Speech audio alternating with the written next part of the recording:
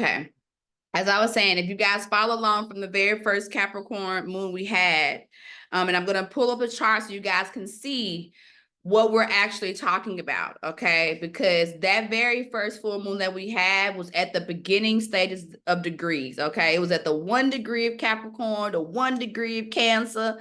So it's letting you know that when we came into this, it was all pretty much about this idea of reprogramming or pulling up the karmic cycle, being aware of what your family history was. And all of it had to do with just what was inside of you. It wasn't necessarily where you had to like go and do a whole lot of pulling up your family's chart or pulling up your mom and your dad. And you didn't have to do all of that. You could just deal with you and what was going on with you. And that was a really good indication of what it was that you were going to be dealing with for the entire, what we call Cancer programming season. Why we call it the programming season? Because Cancer deals with the 4th house, okay? And the 4th house is the house of the womb. It is the house of programming. So the entire month from June 21st until today, it was almost like we went back into a rebirthing stage, okay? We went back into our mama's stomach. We remembered all the stuff. Okay, we remember what we've been dealing with. So a lot of our childhood trauma was triggered because we had all this Chiron was constantly just triggering over this last, you know what I'm saying, month. It was just a whole lot of, you know, remembering, reprogramming, going inside, figuring things out, a lot of tears, a lot of, you know what I'm saying, discontentment, all of that. Why? Because it was about the karmic energy. It was about us recognizing that either we're going to continue to follow in the things that we have been taught and programmed, or we're going to recognize that we can reprogram ourselves. We can reparent ourselves. A lot of things that we've been needing from our parents, it would be beautiful if they could have given it to us, okay? Now, over that month, my mama was here with me, baby. So I had to deal with it firsthand. My mama was I was in the womb, really in the womb. Okay. So I definitely got the triggers. We definitely had, you know, a disagreement. You know what I'm saying? All the stuff that was supposed to come out came out for me. So I know it came out for y'all too. All right. So we're going to get into that and we're going to talk about it. So I want to go through these charts. Monique, I have been bringing up trauma with my family without saying anything. Baby, y'all all. You just blocked everybody, huh? He's like, I'm moving, new life, new me, new who. I ain't dealing with none of y'all, okay? However you needed to deal with it, baby. When I tell you, this is really the end of that cycle, okay? What you're feeling today is like, shoot, like this doggone jog race, whatever I had to get through has been a little bit of a task, right? But it is setting up the foundation for all of the retrogrades that we've already been going through collectively, and we're getting ready to go step all the way fully into our Mercury retrograde. So this Leo season is going to take courage. It's going to take courage of you upholding those boundaries, upholding all of the things that you know you need for you, parenting yourself, talking to yourself, you know, nurturing yourself, all those things we've been dealing with for the entire month. Leo season is going to put you into the courage of actually operating those things. But before we get into that, like I said, we're going to go through all 3 of these moons, these moon cycles, so you guys can see the numbers. So you can also pull these numbers up in your chart. So if you wasn't able to like go through these degrees and look at them, you can go through them now. Okay, so we're gonna go through all 3 of the moons. Of course, I'm gonna pull up the Cancer information and pull up the Capricorn information, like the basic details of what these things are. And then we're going to get into which is my favorite part, which is the us talking together, right? Us going through the chart and me being able to give you guys firsthand information about how these things showed up in your chart. And then give you some more details. You know, we get into the study portion of the class, which is really my favorite, because I feel like that's when we really start to integrate and learn. I think before that is just like information of the whole, right? But then when you guys be like, okay, well, my Capricorn is here, my Cancer is here, and these things, you know, how do these things affect me? That's the part that we'll go into on the end of class. All right. So let's pull up. I'm going to go into share screen mode. And we're going to start off with just talking about the basics of Cancer and the basics of Capricorn. And then we'll get into our charts. All right, that's my chart. Learn. Okay, let's go with Cancer first. All right. Share screen, share. Boom. All right. So really quickly, can we go into full screen? Boom. All right. So let's get into these basics really quick. Okay. So for the Cancer season, which we're wrapping it up. Okay. We got like less than 24 hours left. Okay. Everything changes tomorrow. Okay. So today we're still in the Cancer energy, but tomorrow we're going to start to, this energy is going to start to change. All right. So anytime we're talking about Cancer, we're talking about the span of June 21st to July 21st. That was your full moon in Capricorn day 1 to the full moon in Capricorn day 2, which is today. All right. The symbol is the crab. The ruling planet or ruling energy for Cancer is the moon, and it rules the 4th house. Okay. What is the 4th house? The 4th house is the house, again, of the mother, of the womb. Cancer in its relation to the body and medical astrology, it rules the breast. Okay, it is the breast perspective. It is the water element, the baby of the water element. So our very first water sign energy is Cancer. All right, it is the crybaby. If you need a symbolism for it, crybaby, crybaby. All right. The mode is cardinal, and the energy of Cancer is feeling. Okay, so anytime we're dealing with this 4th house perspective, we are dealing with the programs. We're dealing with not only your programs when you were born and how you came out to the family dynamic you came out to, but we're also dealing with that 9.5, 10 months of gestation being in your mother's womb. So this is where, when I talk to you guys on an individual level and we talk about your charts, and I tell you that your natal chart is not just yours. Okay, your natal chart also belongs to your family. So you don't ever have to guess when people be like, you know, especially some of my clients who maybe their mother transitioned during birth, or maybe they wasn't raised with their mom, or maybe their mom just, you know, transitioned early on in their childhood. And they was like, I don't really know my mom, or I wasn't raised with my mom. I'm like, your mama's chart is your chart. You don't have to guess what your mama was going through or what was happening in the family dynamic, okay? You can look at your chart and really see the energy that was given to you and see what your mama was dealing with on the day of your birth, okay? Because that is literally her chart. So when we think about this perspective, we can also see cycles. So I give you guys Moonseek is one of my favorite websites to go to when it comes down to like looking at future charts and past charts. You can also do that, right? If you want to say, well, I want to know what my mama was dealing with from conception, okay? So if you are a Cancer and you count back 9.5, 10 months, you can also pull up the chart for that, okay? The charts is something that you can see on a day-to-day basis, all right? All you have to do is have the location, the time you want to pull up, and you don't even have to have a time if you don't want to. It's just not going to give you the houses. But if you want to see planetary ruling energy, what was going on, you can always pull those things up. That's what I love about this, because it is math. It's calculated math. So there is no guesswork in astrology, even though a lot of people try to make it guesswork. No, the only energy that exists that fluctuates is the fact that there's always a light and a dark side to it, meaning that there's always a balanced side to this energy and an off balance side to this energy. So we're talking about Cancer and being in the Cancer perspective. And if you want to see if a Cancer energy is off, and if a Cancer energy is off, it's going to be an out of balance Capricorn. That's why I tell you, it's only really 6 signs. Okay, it's 12 because it makes us break it down and make it easier. But Cancer and Capricorn are literally the same. Okay, one side is the feminine womb side, the other side is the masculine side. Not man or woman, masculine and feminine, which is we both possess those things. Okay, so an out of balance Cancer is an out of balance Capricorn. Okay, when a Capricorn is out of balance, that means their self-care is out of balance. It's an out of balance Cancer. Okay, so this energy is all about programming. Everything about it is about programming. Okay, now we get into the energy of the 4th house. If we just go down a little bit where it talks about the 4th house on this chart.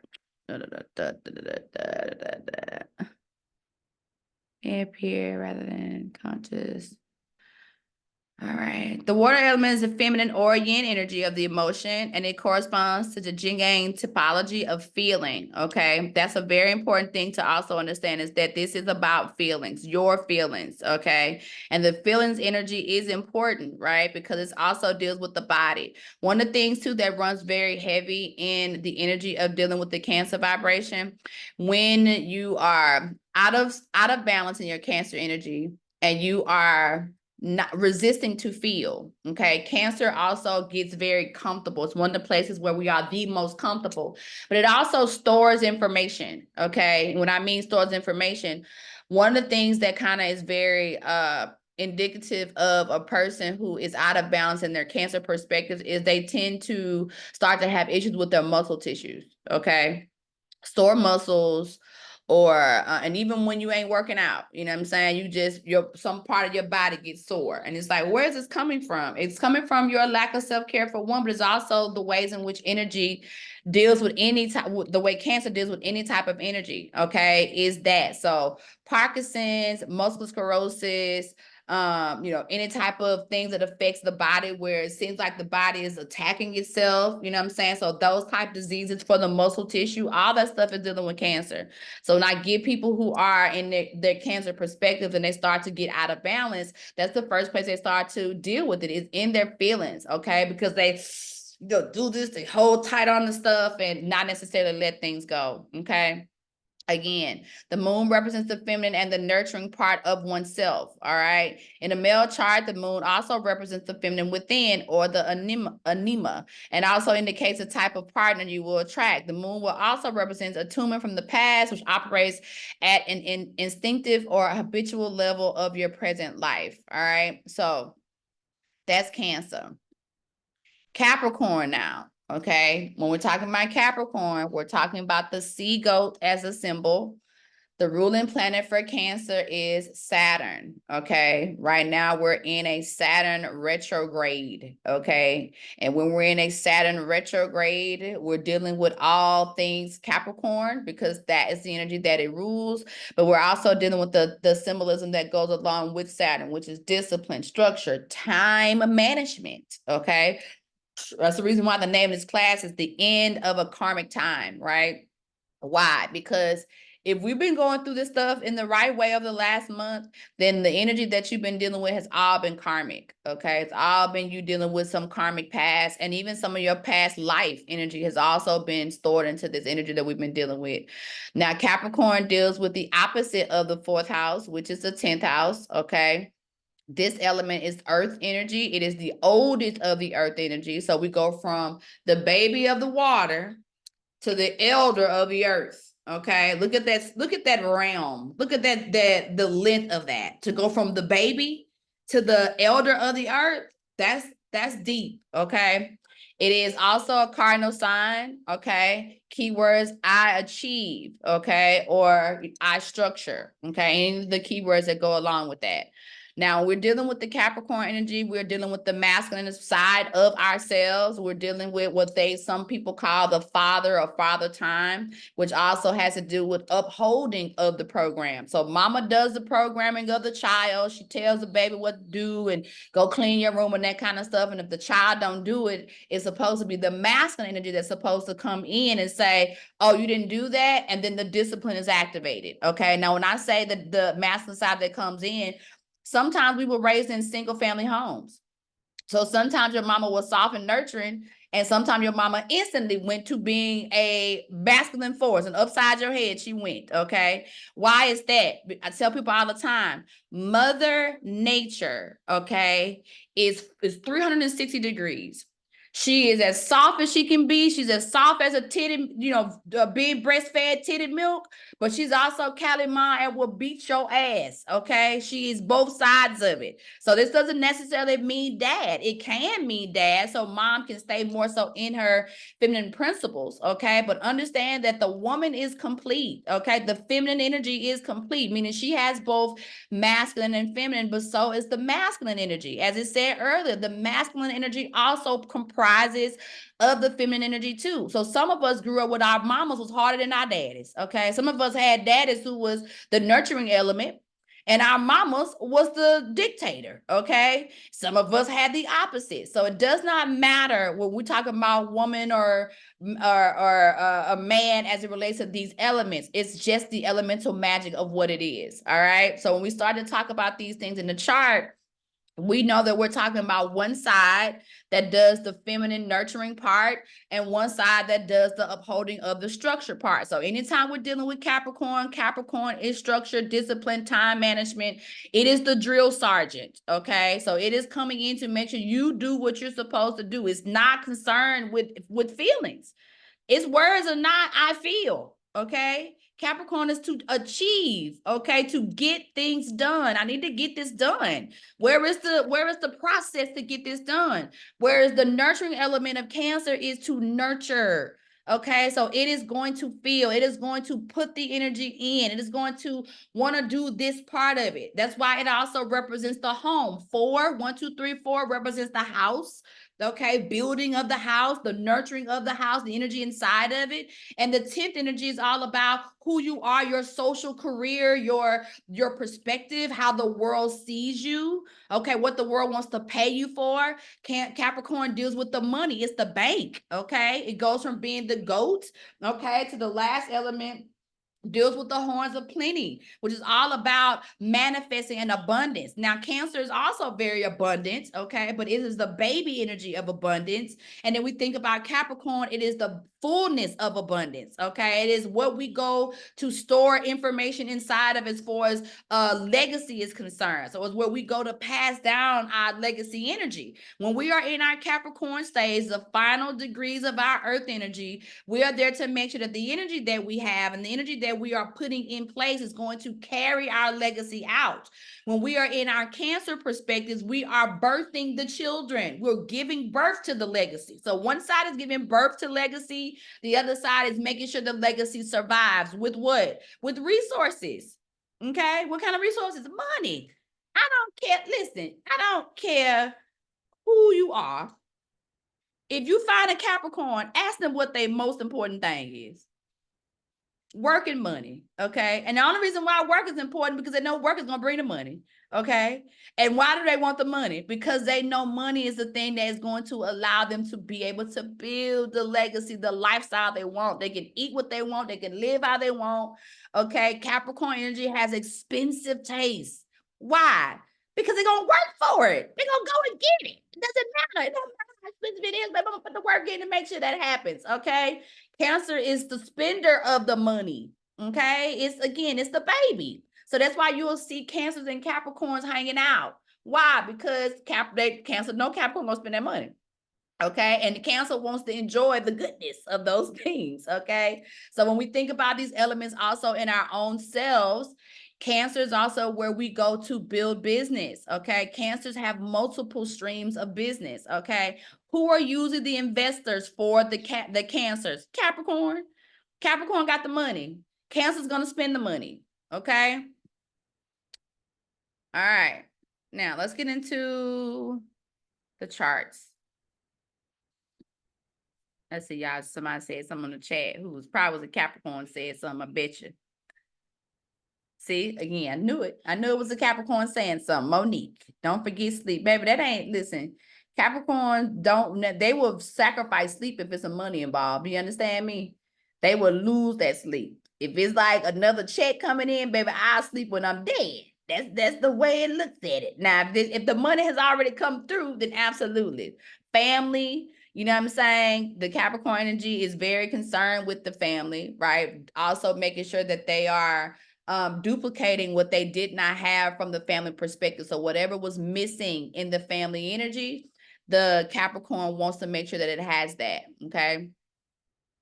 Oh, goodness. Okay, Mia. My mother was a Cancer. My father was a Capricorn. Baby. Okay, so now you can see why that money was like it was, baby, because that money was flowing in that energy, okay?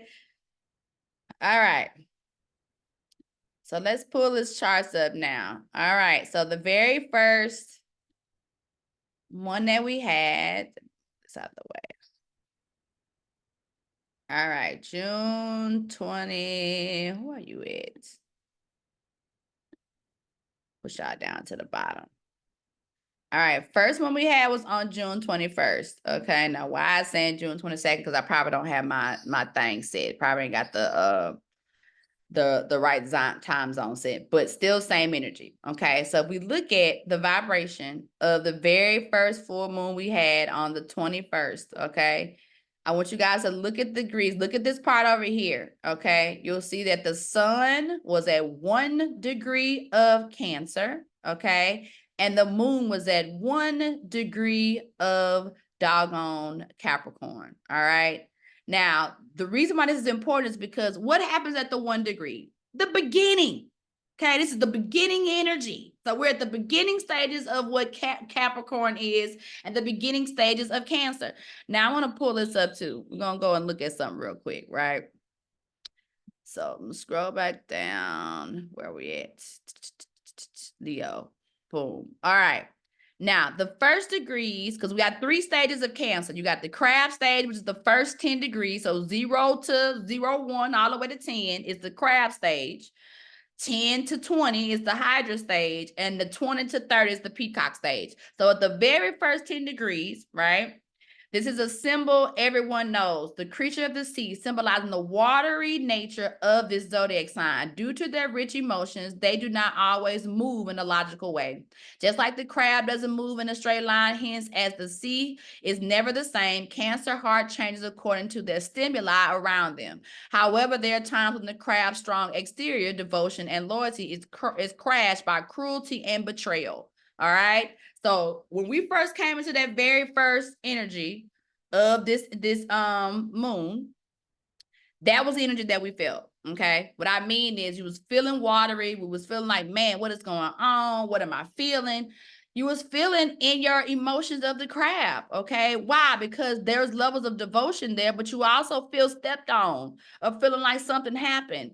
Okay. Why? Because we had all this other stuff that was going along with it. We had all this other vibration that was also indicative of it. But the most important thing is to understand at the 1 degree of something is the beginning stages of it. Okay. So this is when we step into the programming of the karmic cycle. We was at the beginning stages. So you was back into your childhood, back into being born. Okay. Just now being born. So all your feelings that you had on July 21st coming into this Cancer season was just like the feelings you had when you was first coming out of your mama's womb. Okay. So even if you go back and think about some of the stuff that happened at the end of June, you can start to see a pattern that was going on. 1 degree. Okay.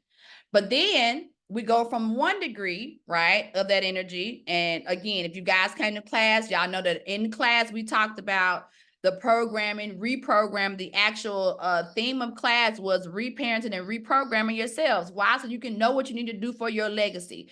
Why was that so important? Because the energy of all of this that you're feeling is because you have the power. You are comprised of your mom and your dad. So if you are comprised of these 2 elements, whether they gave you something or not, you have all their magical elements inside of you. So when people be like, want to hold on to the karmic energy of their parents and like, my mama did this to me and my daddy did that to me, I'm like, you're only duplicating that energy versus taking that cycle and saying, you know what? This is not something that I want to feel anymore.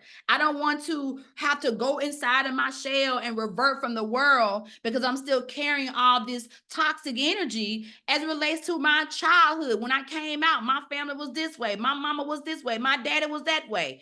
Yes, they may have been, but that doesn't mean you have to continue that energy.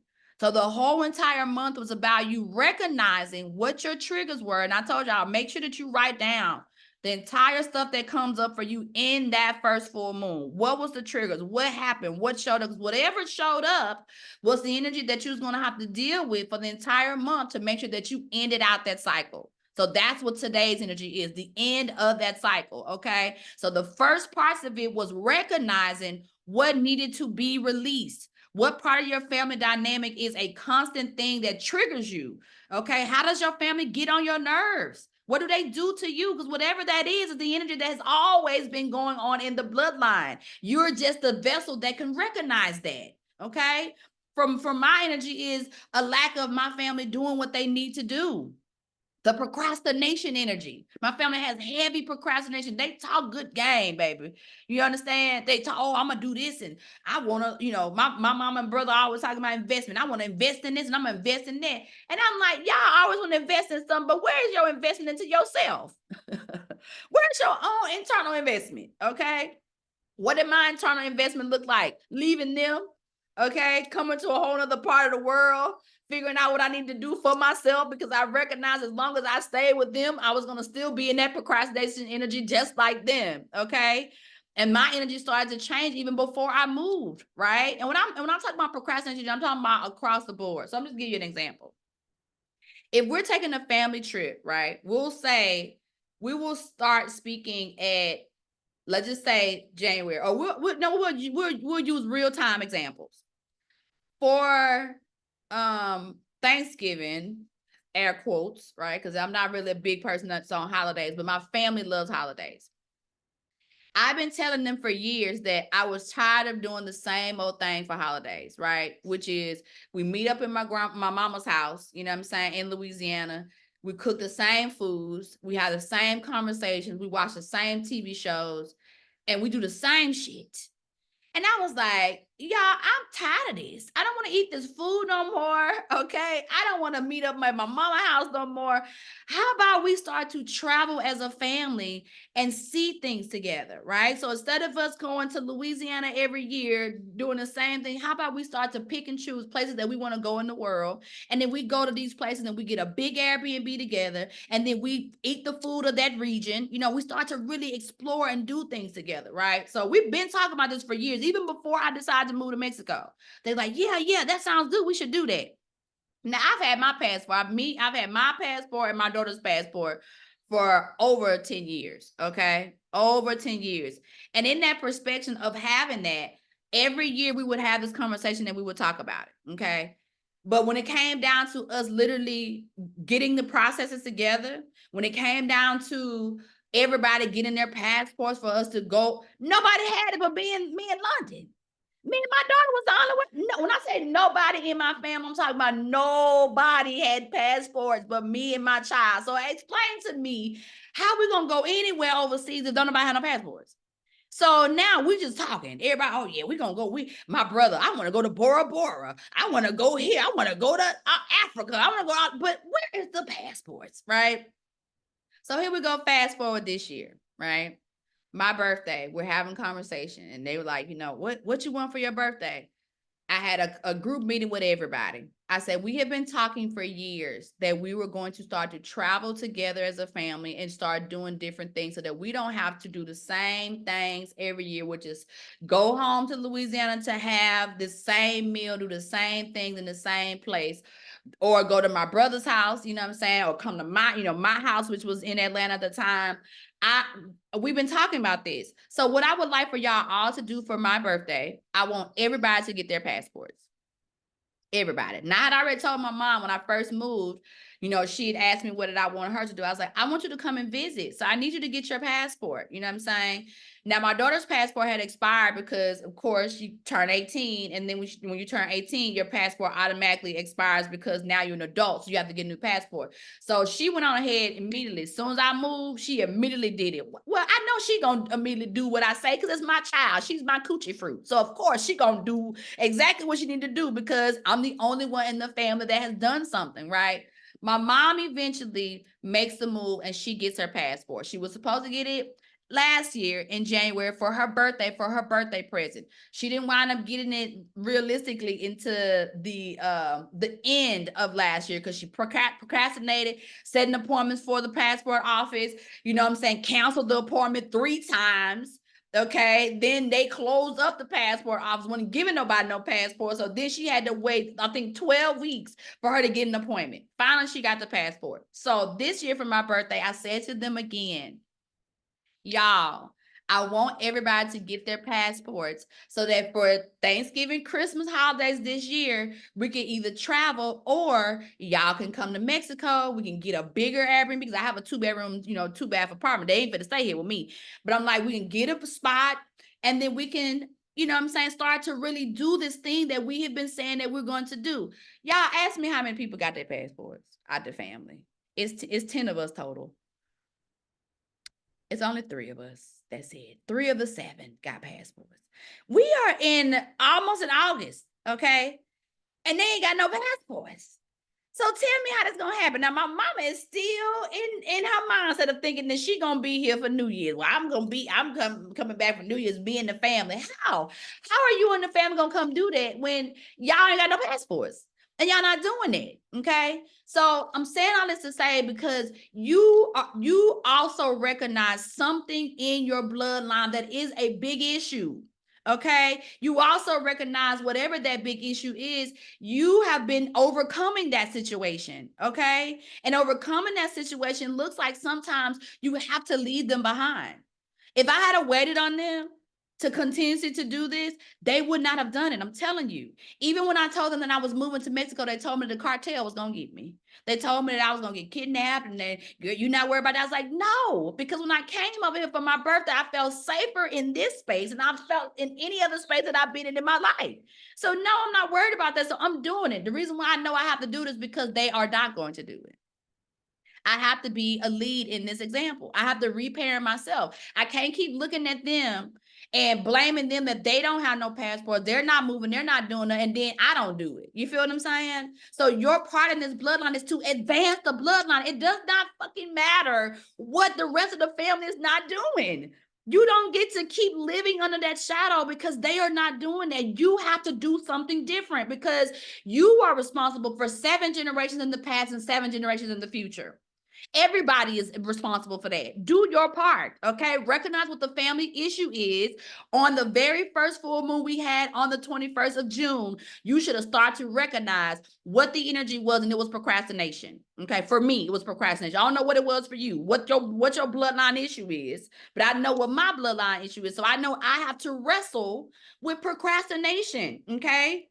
I have to also deal with this sometimes too in some of my relationships, my romantic relationships and my friendships. Sometimes those relationships that you draw in your life are also family karmic too. These are people who you have been married to in past lives, people who have been brothers and sisters in your past lives. They have been friends. So sometimes they show up too to see if you're going to steal, are you going to continue that, whatever that bloodline thing is, or are you going to advance it?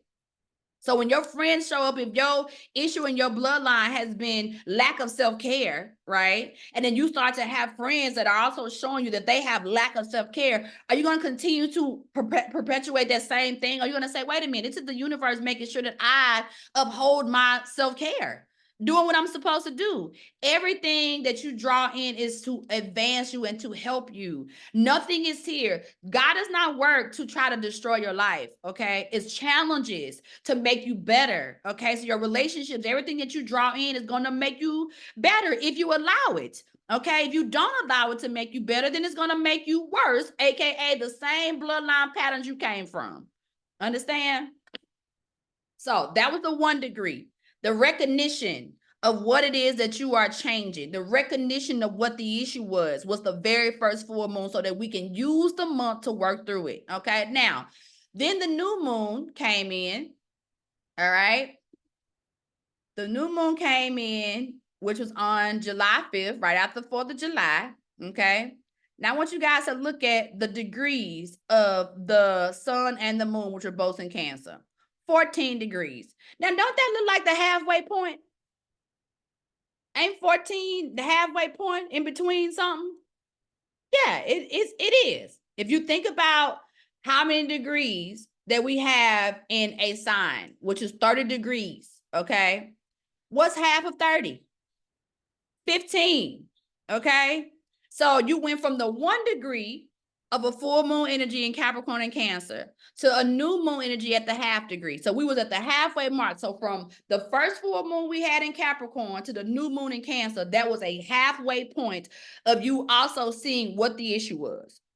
So now go back in your brain and think about and remember what happened the day after 4th of July. Where were you?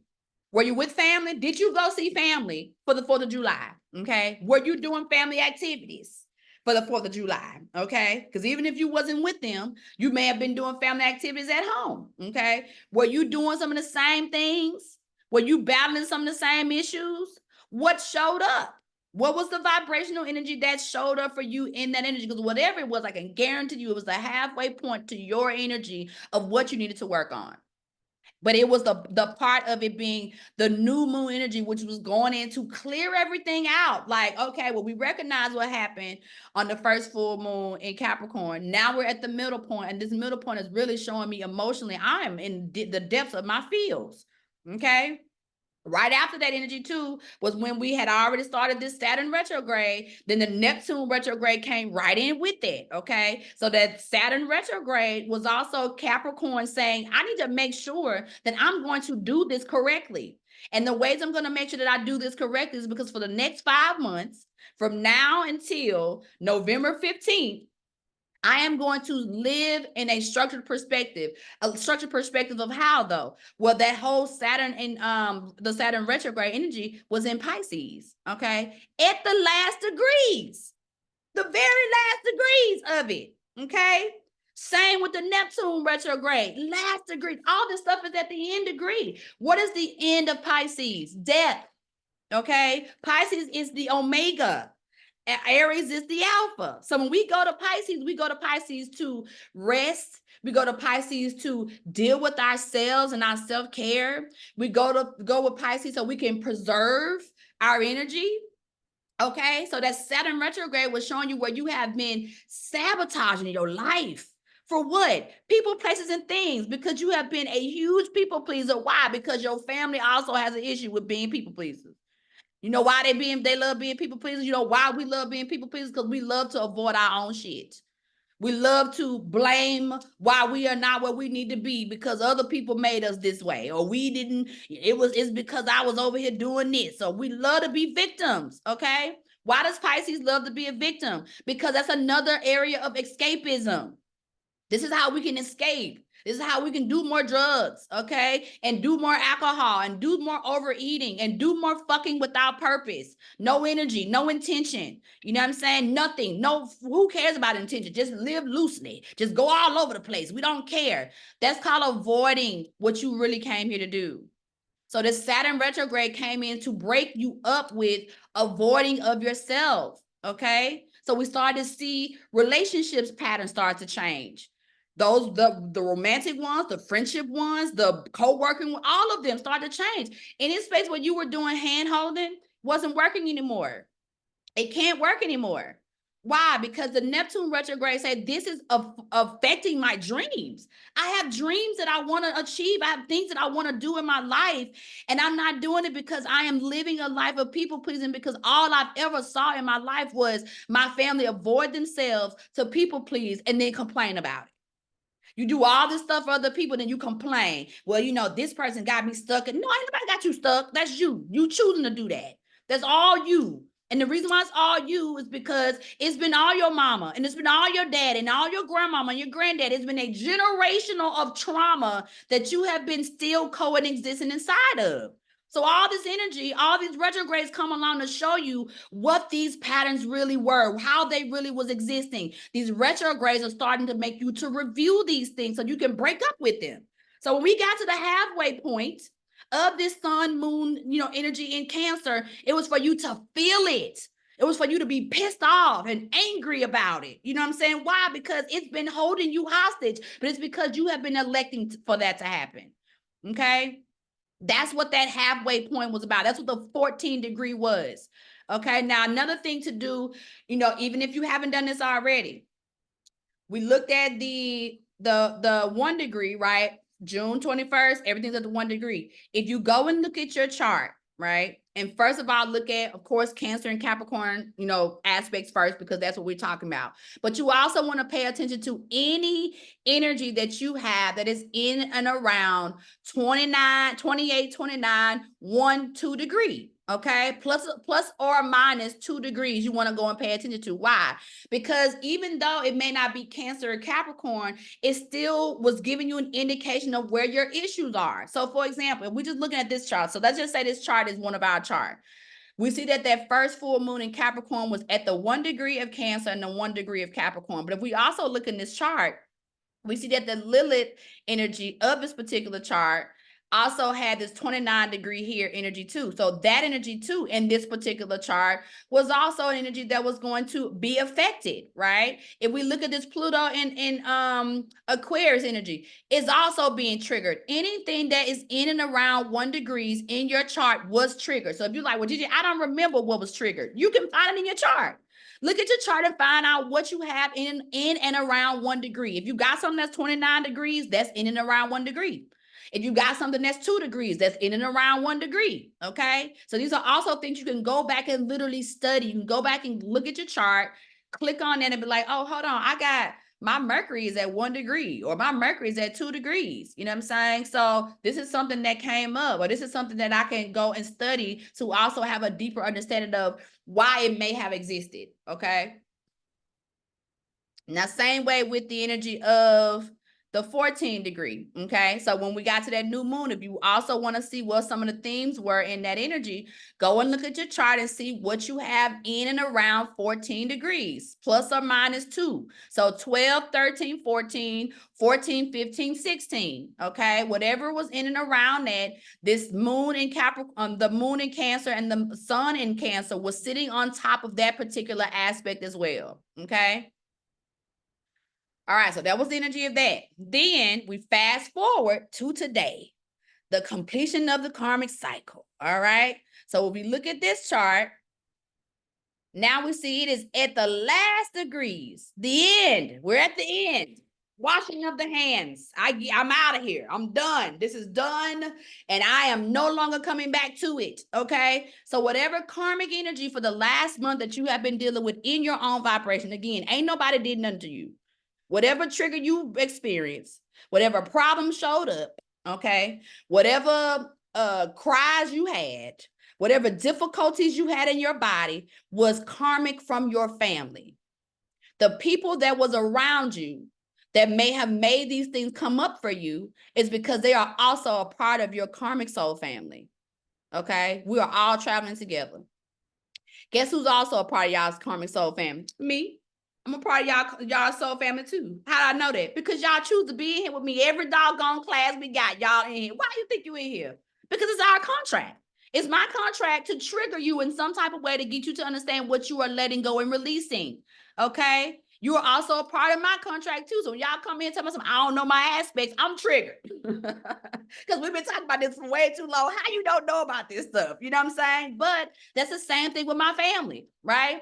I've been talking about astrology for 15 years, y'all. And they still want to call me and ask me basic questions. And I say to them, if you hadn't been in these classes with me for 15 years, if you had been looking at stuff that I've been asking y'all to look at, you wouldn't be asking this stuff. Now, my mama finally decided this year she was going to do her part. So every day she read her time passages, and she called me about it too. Girl, I read my time passages today. I ain't going to let nothing trigger me. I know what I got to work on. I know what I'm doing today. You know, and I'm like, girl, I'm so happy you on that thing. But I also know that part of the reason why she is now on it is because I'm also growing and elevating. See, this is how I tell y'all, you don't have to go and talk to your parents and say nothing to them. Okay, whether they dead, gone, or still living, you don't have to say nothing to these people in your family. All you have to do is erase the karmic ties that you have, reprogram the energy that you're dealing with, and they automatically are going to change. They're going to call you. The stuff you've been trying to get your family to see, when you change it and you're serious about it, when you're just doing it for you and not doing it because you want to throw it up in their face, because sometimes we could be petty like that too. When you're doing stuff genuinely for you, your family call you and tell you how much their life has changed because your life has changed, okay? We're not breaking these karmic ties. We're not clearing this stuff up for them. We're doing it for us. The benefit is they also get to clear this stuff up too for them, because you're clearing some of the way. So imagine if if you're in a house, right? Because we are talking about the house. And imagine if the house is cluttered with shit, right? Everybody in the house, you and your entire family is in the house. But if you go over there and clear your part up, right? They can start to see things better, start to see things clearer, because you can see things better and you can see things clearer. And then it triggers something in them like, wait a minute, I think I may need to go over here and clean my part up. So next thing you know, they're over there cleaning their part. Now y'all can see a little bit clearer. You can see a little bit better because now instead of just having one part clean, you got 2 parts clean. Now those 2 parts, another family member recognizes that they can see better and they feel better. So they like, well, let me clean my part up. See what I'm saying? We can't keep pointing the finger about what you need to do and you need to do when you're not doing it. Just do your shit and shut up. Do your stuff. Do what makes you feel better and shut up. Because everything else is going to be done. That is a guarantee. That is something that you can look at generationally. You can go back and you can see how in the chart these things are already automatically done. Our issue is we like to point the finger, not recognizing there are 3 fingers pointing back at you. 3 when you point 1. So that means you got 3 times as much emphasis on yourself than when you're pointing that 1 finger out. Okay, me, myself, and I need to be concerned about me, myself, and I getting things done. All right, so at this 29 degree of today, it's the end. It's the end of your bullshit. It's the end of you making excuses. It's the end of you using anybody or anything as a situation that you are feeling like a victim of anything. That is also a lie. Okay, I don't care who it is or what it is, it's a lie. You are in control of yourself. The decisions you make, the things you do, and the things you don't do are what is making your life the way it is. You want a better life, do something about it. Break up with your habits. Break up with the things that you know are not allowing you to move forward in your life because, hey, newsflash, these issues and these ailments, the things you need to break up with are the things that the family has been needing to break up with for a long time. You're carrying that too. So what you gonna look at everybody else and say, oh, okay, well, I'm an alcoholic because my family's an alcoholic. Everybody in the family drinks, so I'm gonna continue to drink. No, if you know that's an issue, then you can do something about it. Now, I'm not saying that you don't have to ever drink nothing a day in your life. Now, if you got an alcohol problem, you may not need to. But if you know that alcoholism is something that runs rampant in your family, as it does in mine, okay? I used to be, listen, your girl used to drink it down. You understand? But then I traded the alcohol for weed. Then I used to blow it down. I used to go from drinking it down to blowing it down. You know what I'm saying? Broke up with that too, okay? Because I recognize vices are all also crutches. I don't need no crutches, okay? I need to enjoy these things. If I decide to do them, it's going to be because I enjoy them and I go to them because they are things that I can do from a recreational perspective. But if I have to do it every single day, that is a problem. That's a vice, okay? That is also an escapism thing that's going on. And on the Robinson Williams side of my bloodline, baby, the drug alcohol central, okay? They love using the vices. Now, on the Nash side of the bloodline, Nash Pruitt side, they love to use people pleasing and doing stuff for other folks. This is all they stuff. Okay. So neither one, doesn't matter because the Nash Pruitt side didn't use alcohol, or drugs as their vices. Them doing stuff for other people at a detriment of themselves is still the same shit. It's still the same. It don't matter. So ain't no need of this side of the bloodline looking, frowning down on that side of the bloodline like, ooh, y'all over there drug addicts doing. It's the same stuff. Okay, it don't matter what it is. Anything that's making you not uphold your part of your bloodline to be the best, to be the greatest, to be the billionaire, to be the world traveler, to be the creative, you know what I'm saying? Whatever the ailment has been, right? My family is creative on both sides. And alcoholism did exist. Both of my grandfathers were alcoholics. That's how they met. Okay. The way that my mama was able to even meet my dad, it was because my grandfathers used to hang out in the bars together, okay, drinking and drugging themselves away. You understand what I'm saying? But my grandmothers on both sides, that wasn't their thing. They was not the alcoholics drinkers. The men in the family were. It didn't stop the rest of the family from being that way, but they still met on that same level of hurt and pain. They were both numbing themselves. Okay, why? Because they wanted to do greater things and they couldn't do those things because they were limited by the era that they were born in, the issues that was going on, you know what I'm saying? And even, outside of that, there were other sides of the bloodline that was successful, but they still had the same mentality of feeling like they wasn't. So all the stuff was still existing. Okay, so all the energy that's coming up today, you should feel freer in your body if you did the work. If you just did this month of work, if you pushed through, because you had to push through, baby. I don't care what it was. You had to push through. It was some stuff came up that made you feel like you weren't going to be able to do it. Okay. Especially financially. Because financially, for over this last month, all of our stuff changed. Why? Because the universe want to see if is it just money driven? Are you just driven by money? Or are you driven by intention? Are you driven by making sure you want your life to be better? Or are you only good because your money is good? Are you only doing, it's easy to smile when your bank account thick. You know what I'm saying? But are you smiling when it ain't? Are you around here sad? Are you around here not upholding your stuff that you were supposed to do? Are you not still staying in structure to yourself? Are you not still eating correctly? Are you still not going to the gym or walking or doing whatever your things were that you said that you were going to do to be better to yourself? Did you stop doing that when your money dropped? Or when the things that you wanted to happen dropped, when the people left you alone and not messing with you no more? Did you completely go back to your vices and go back to your sabotage? Some of us did. Because that's what we know. We know toxic behavior. Okay. We know comfortability in the toxic energy and the things and the vices. We know that. Right. And we use those things as crutches and excuses for why we did not get up and do what we were supposed to do for the day. You understand? Some of us kept going. Some of us was like, I ain't gonna worry about it. I know I ain't got the money, but I'm gonna still get up and go do it. I'm still gonna get up and go out here and make sure it happens. Or I'm gonna figure out another way. The money don't come through this channel. I'm gonna create channels. Okay.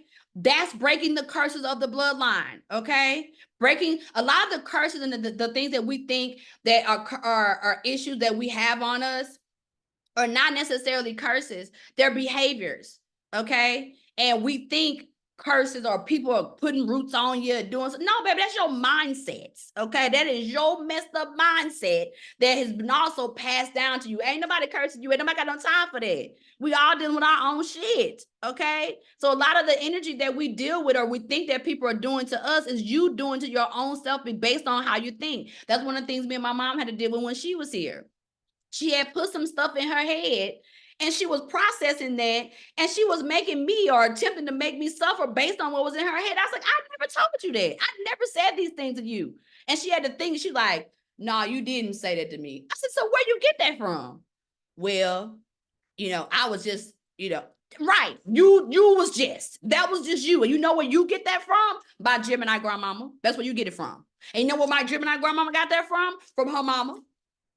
These are generational things passed down. But what I'm not going to do is sit there in my head and put it in my head. I'm going to ask you, what is up?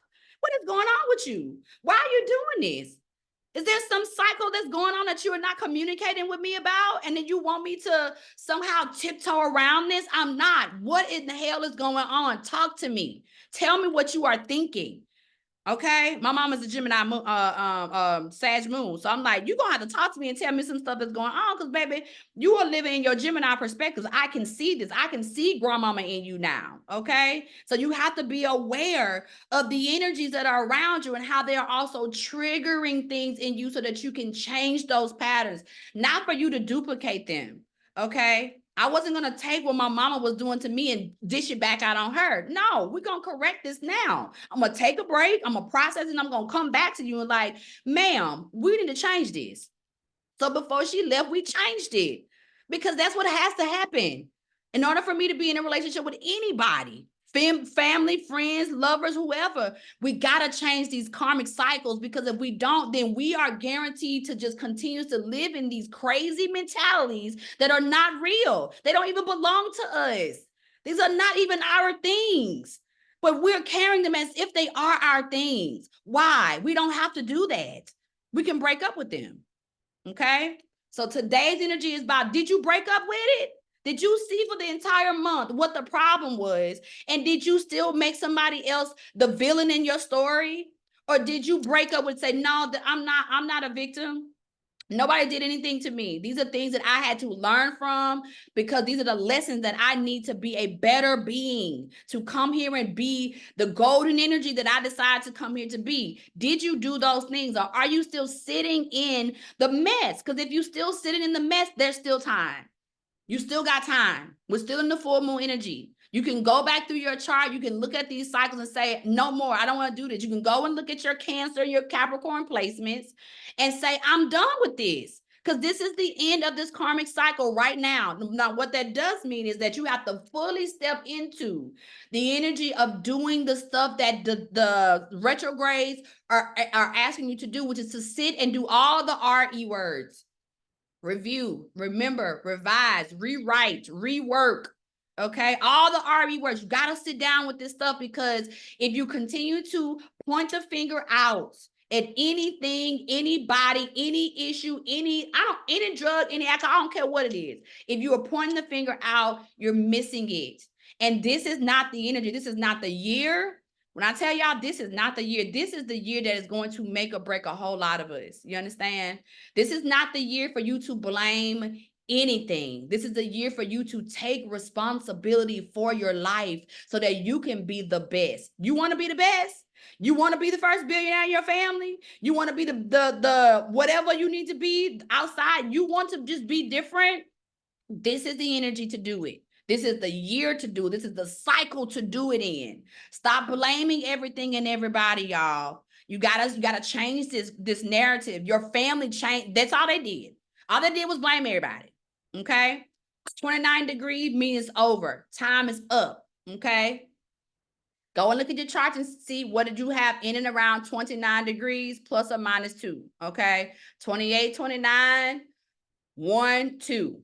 Okay, so the same vibration that you're doing from that first full moon that we had in Capricorn. Okay. All right. Let me come off of here. Let me see what y'all been texting me saying. Okay, change the agent. Okay. Every change agent in the family got the same idea. You understand? Come on. Oh, yes. This is another kind of reading, Gigi. Girl, what? Listen, we got to go in. We got to get it done. Okay? Now, I'm going to come off of here, stop my share. I'm going to change our view.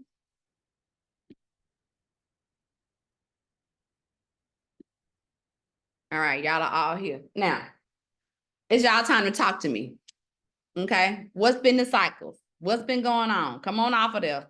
Let me see your faces if I can. If you can't show your faces, okay. Sherry, I know you are driving. Let me see y'all faces. Okay.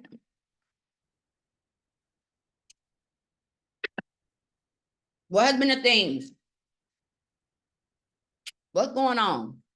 Now for me, I just tell y'all what my faces are. Now I don't have any Capricorn planets. Okay. None. They have no planets in Capricorn.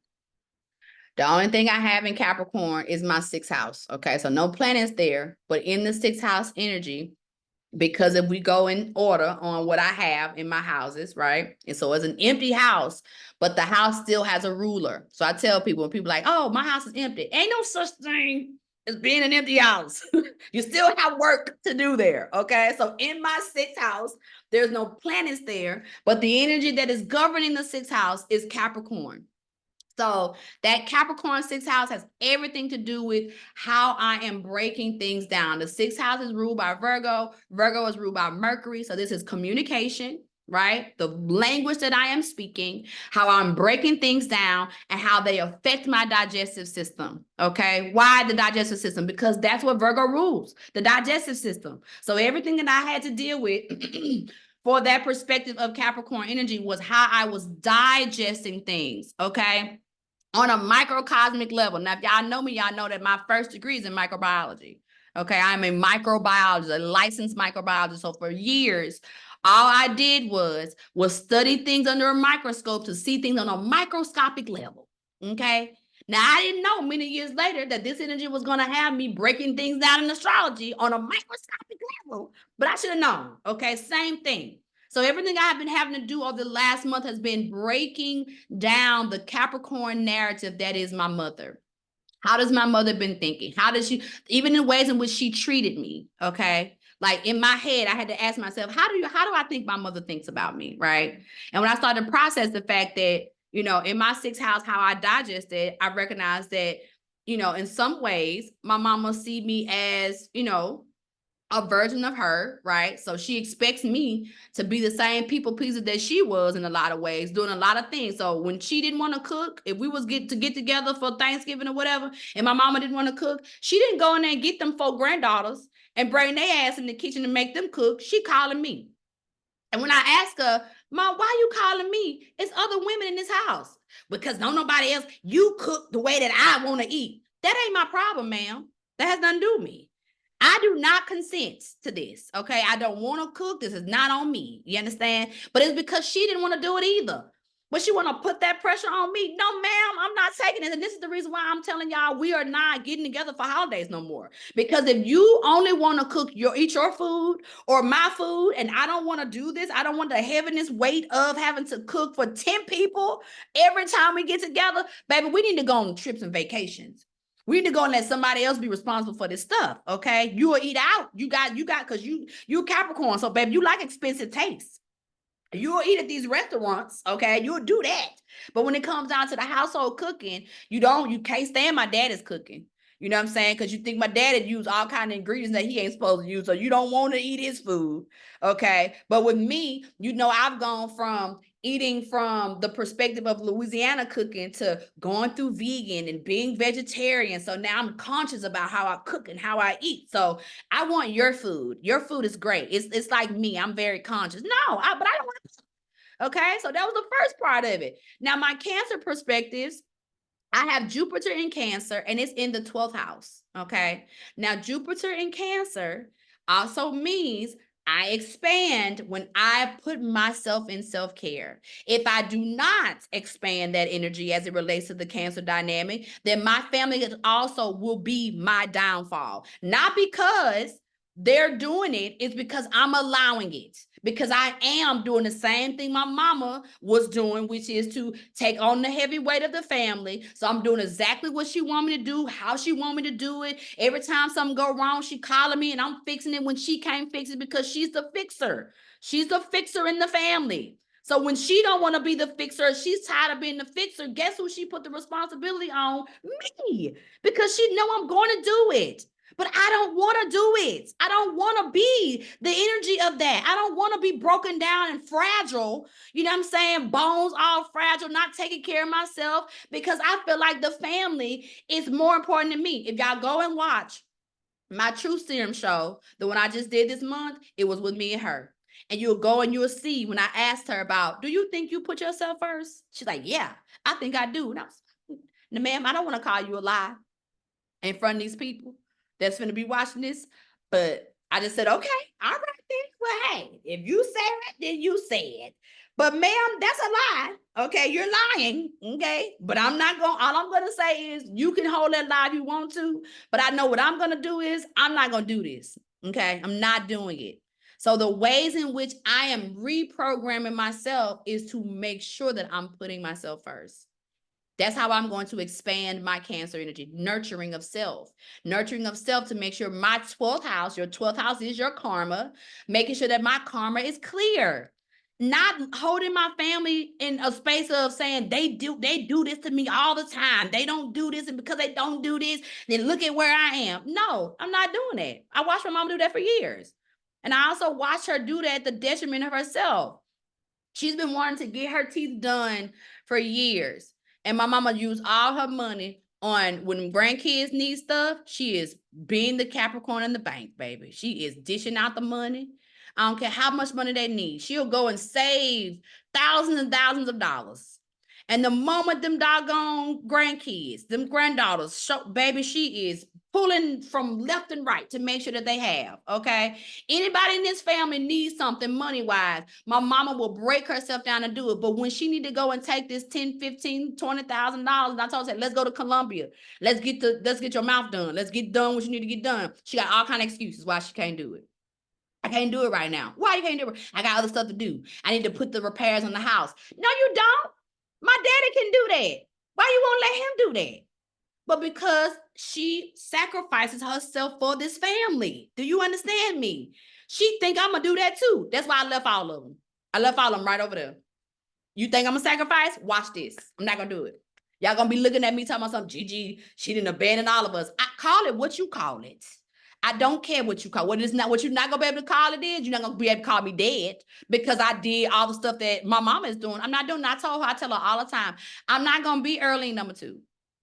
I'm not gonna be you, mama. And when I mean not gonna be you, I love what you are to us and have been for us. But I also know that you can do better for yourself. So I was really proud of her. One of the major things that she did was she did get her passport, and I clapped because in my childhood, one of the things that I remember her saying all the time was how she wanted to travel this world. She was like, when I get y'all out my house, oh, I'm gonna be everywhere. I'm gonna be all over. I'm gonna be getting me some boyfriends and stuff too. She liked to say that too, like to piss my dad off. I'm gonna be getting me boyfriends, and I'm like, okay, all the stuff you saying, baby, I'm doing it. Okay, I got the boyfriends and the girlfriends too. Okay, I'm gonna have both. Okay, and I'm gonna move about this place. So her getting the passport and actually booking her ticket.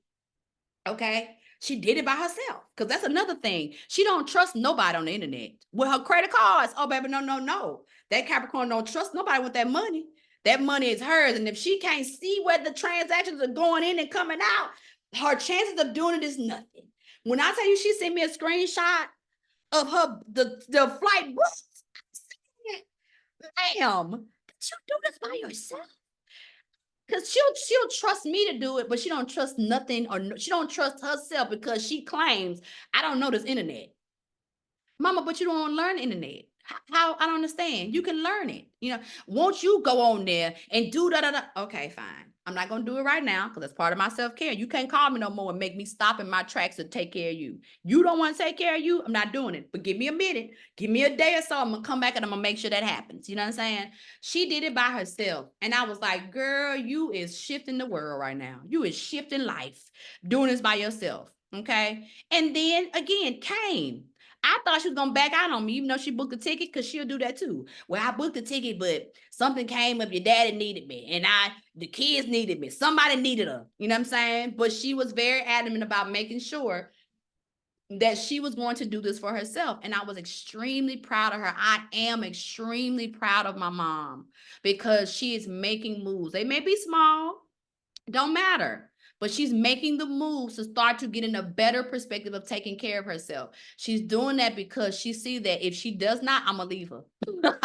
I'm going to leave you behind, ma'am. Okay. She has a desire wanting to live in Amsterdam. And I'm like, you can do this. You can live in Amsterdam. You see me over here, you know what I'm saying, in Mexico, making it happen. You can do these things. And I believe that before she leaves this planet, she is going to have that life of living in Amsterdam, because I'm going to make sure I keep encouraging her to do it. Okay. Now, I don't know if it's going to be, before my daddy transition or not. I don't know. I don't know what it's going to be. But I know that before she leaves this planet, I'm going to keep encouraging her to go get those things done. She need to get done for herself. You know what I'm saying? Go and get her teeth done, because this is a major thing for her, as well as starting to look at how she can live in Amsterdam, even if it's for a month.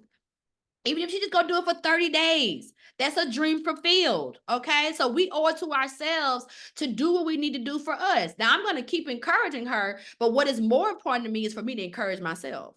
What do I need? Okay. What I need to do is do all the things that I have not done for myself, which is to keep moving. I'm not nesting no more. I recognize too, part of that Cancer 12 house energy in Jupiter was, even though I'm in Mexico, I got a 2-bedroom, 2-bath. Why y'all think I got that? Just in case my daughter needed me. She is grown, okay? She got a whole girlfriend, and who knows what she about to have in the next 6 months.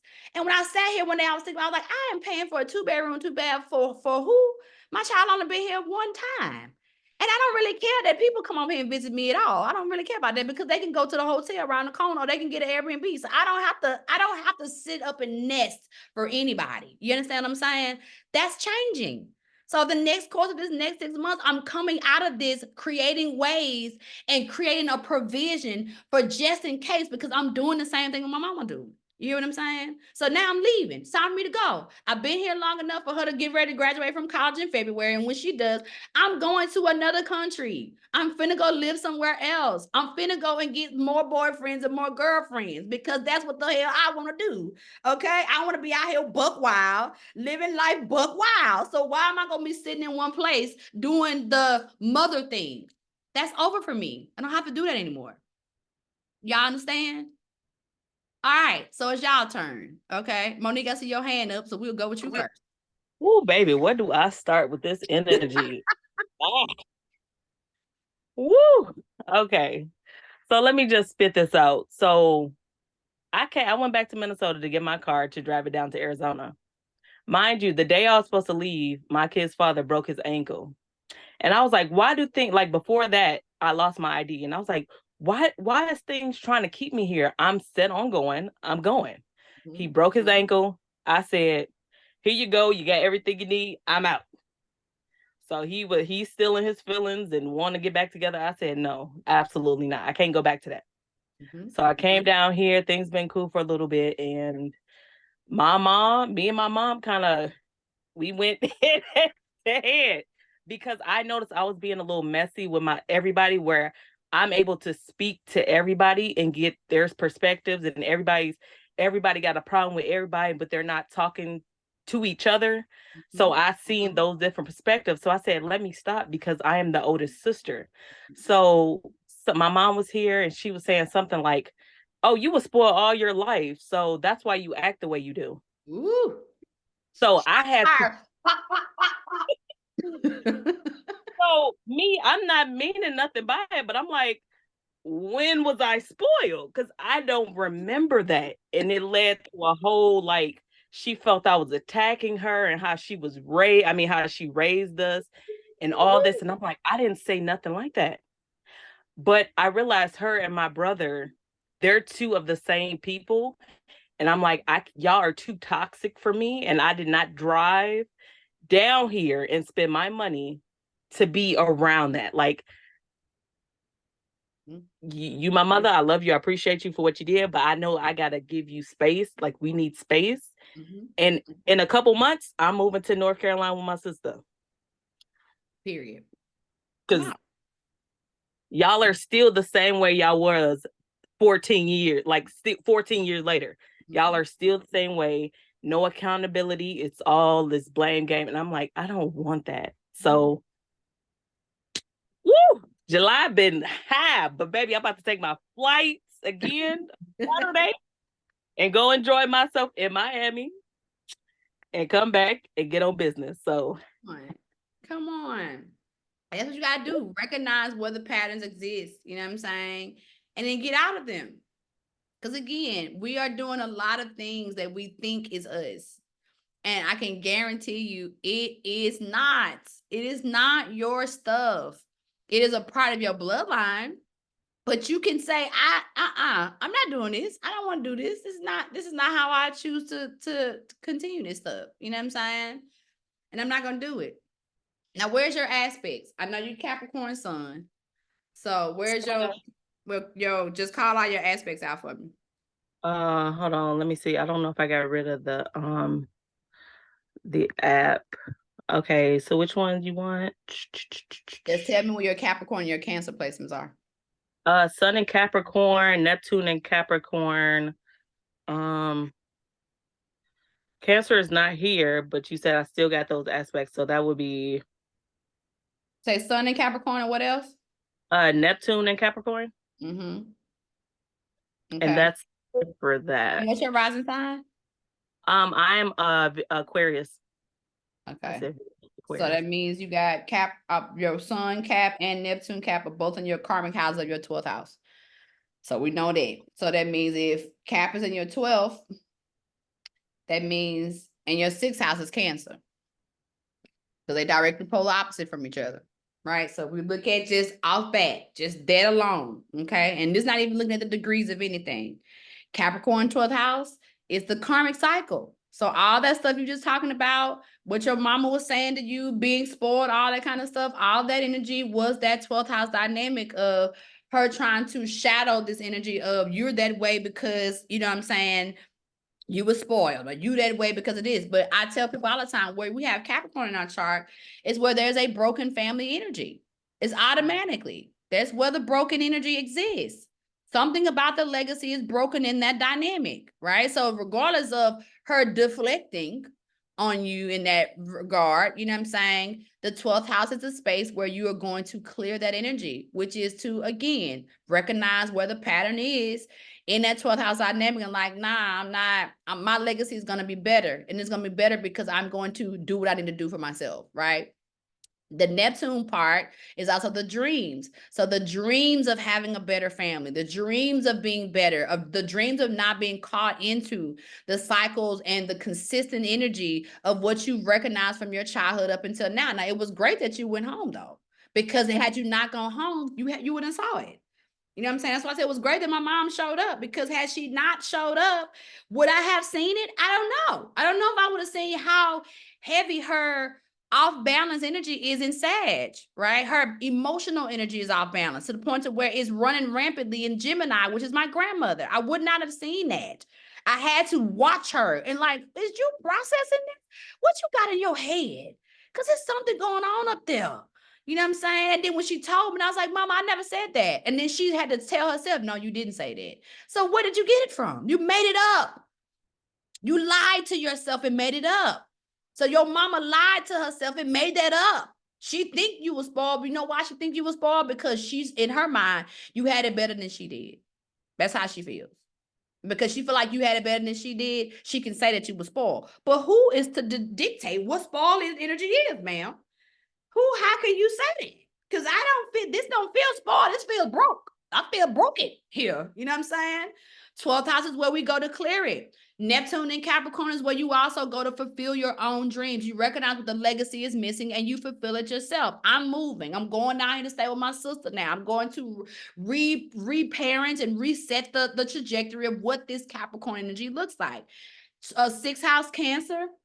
It's also making sure the same thing I was telling you about the energy, like ours is switched around, right? So my got Capricorn in that 6th house. So in that energy for you is making sure that self-care is present, right? As you're doing this, you have to make sure you're staying on top of your self-care. Make sure that you are getting in as much time as you can to make sure that you are spending some time with yourself, centering yourself, taking some tub baths when you can, you know what I'm saying? Eating healthy, you know what I'm saying? Doing all the things that's going to, because what we got in the 6th house is where we're supposed to be healthier on, okay? 6th house equals the health energy. When I think about the also 6th house, when my mama was here too, baby, when I tell you we ate so much ice cream and so much doggone junk that she wanted to eat, my mama loves junk. And when I mean junk, I'm talking about she loves sweet baked goods. Now, I sweet baked goods too. So I'm not gonna lie and say I didn't oblige. I jumped right on in there with her. But by the time we got to the end, because then of course we had the hurricane stuff going on too. So it just felt great to eat a bucket of ice cream from Sam's with her, okay? And eat donuts and that kind of stuff. But baby, we got to the end, I was like, ooh, mama, I can't do this no more. I can't do it. I mean, what's the problem? You ain't really eating that much. We are eating a lot. It's every day. We've been eating every day, ma'am. I can't do it no more. So when she was getting ready to leave on the 10th, I was like, when this woman leave, I am going to kill myself, getting myself back together. Okay. So in the 6th house is where you have to also uphold your regimen of food, okay? What makes your body feel great, what puts energy into your body. So if you have not been eating great, Miss Monique, okay, or you've been eating junky wise, know that that's also your mama. Know that's your family. Huh? I can't hear you if you're talking to me. Oh, I was gonna say I've been great. Like Okay. healthy breakfast. Look, Good. it's been great. Stand on top of it. Detox when you can. Okay. You have not done a detox, do one. Okay. Get it out. Get that stuff out because it's a part of them. Okay. And that's your energy. So those particular perspectives. But again, go back and look at what things that you have at 1 degree, things you have at 14 degrees, and things you have at 29 degrees. What is the wrap up? Because wherever these other energies are, don't have to be Capricorn or Cancer. It could be any sign, any house, any planet that you have in from 1 degree to 14 degrees to 29 degrees. Also a part of this wrap up lesson, part of this karmic lesson wrap up. Okay. Great, ma'am. All right, who next? Who's gonna raise their hand? Who's going to volunteer?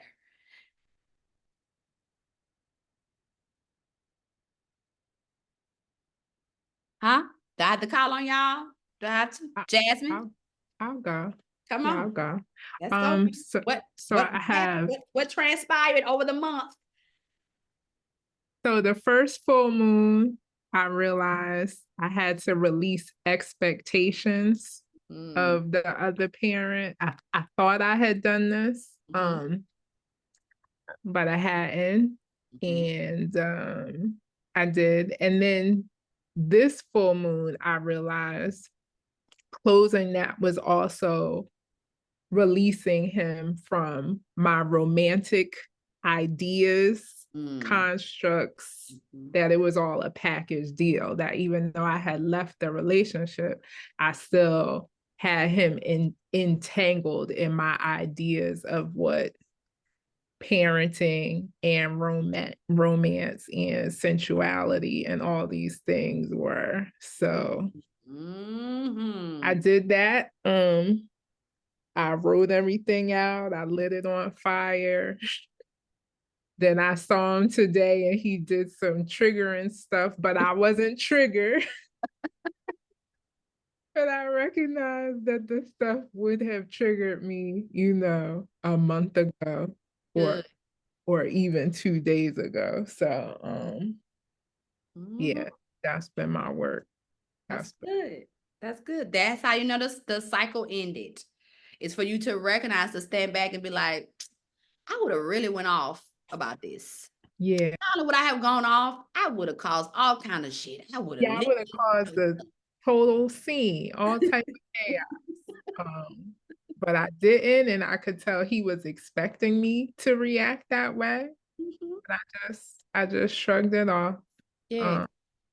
Yeah. And I was able to say, I'm gonna be how I am regardless of what you do or don't do.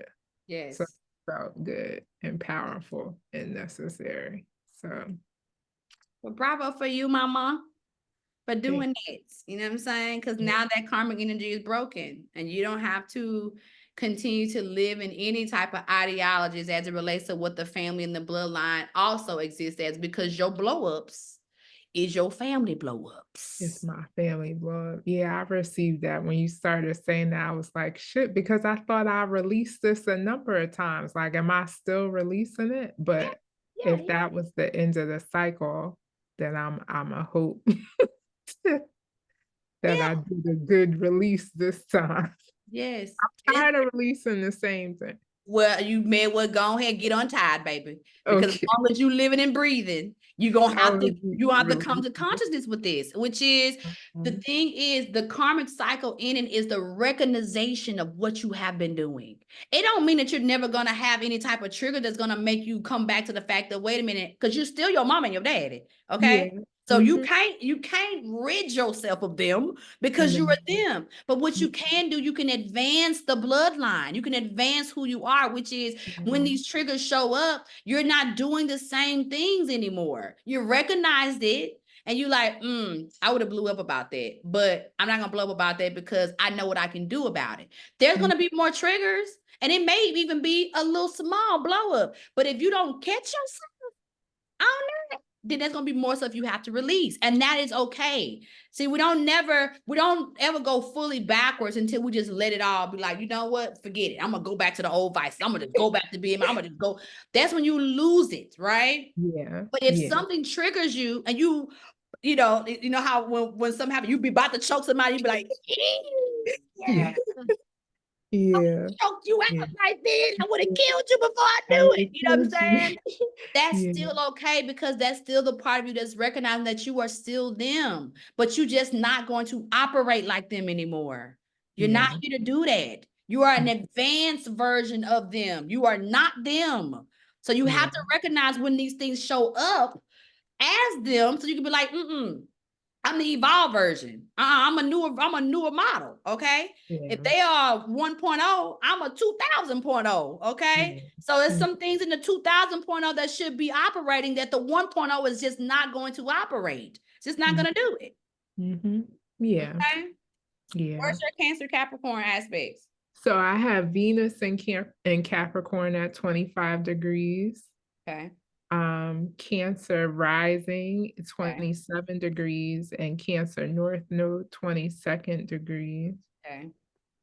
I also, you asked about lower degrees, my Jupiter and Scorpio at 9 degrees. Okay. And So Uranus and Sagittarius at 4 degrees. so anything that do you have in and around 1 or 2 though? Anything that's at 1 or 2?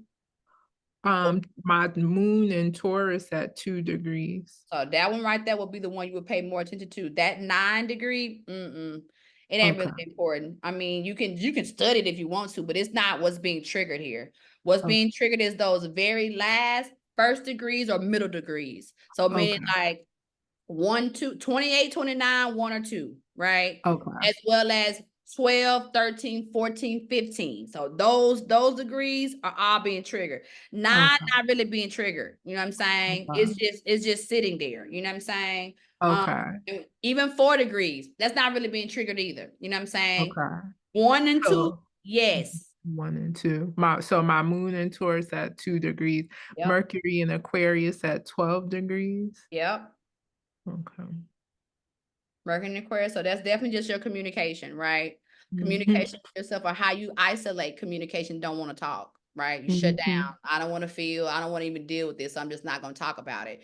But Mhm. we're in a cycle of where you do have to communicate. So if Yeah. you can take some time, you can go and sit to the side and be like, give me a minute. I need to process this with myself, but you got to go back to it. Okay. Because not going back to it is you ghosting your life. Okay. A lot of people like, this ghost role thing. When you don't talk and don't communicate with the people that are in your life and you choose not to do that, you're doing yourself a disservice, not them. You think Yeah. you withholding and you're not doing it to them. It's you No. because this is about your life getting better. So if you Yeah. contracted somebody to be in your life and you're not talking to them because in your head you told yourself in your head that they don't understand me. I'm Yeah. misunderstood. You know Yeah. what I'm saying?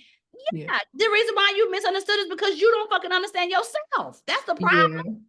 Well, that was the healing moment today because I did tell him what I thought. I just didn't expect any change to come of it. I just was like, Oh. this is what it is. Why are And you expecting yeah, change? The change is with you.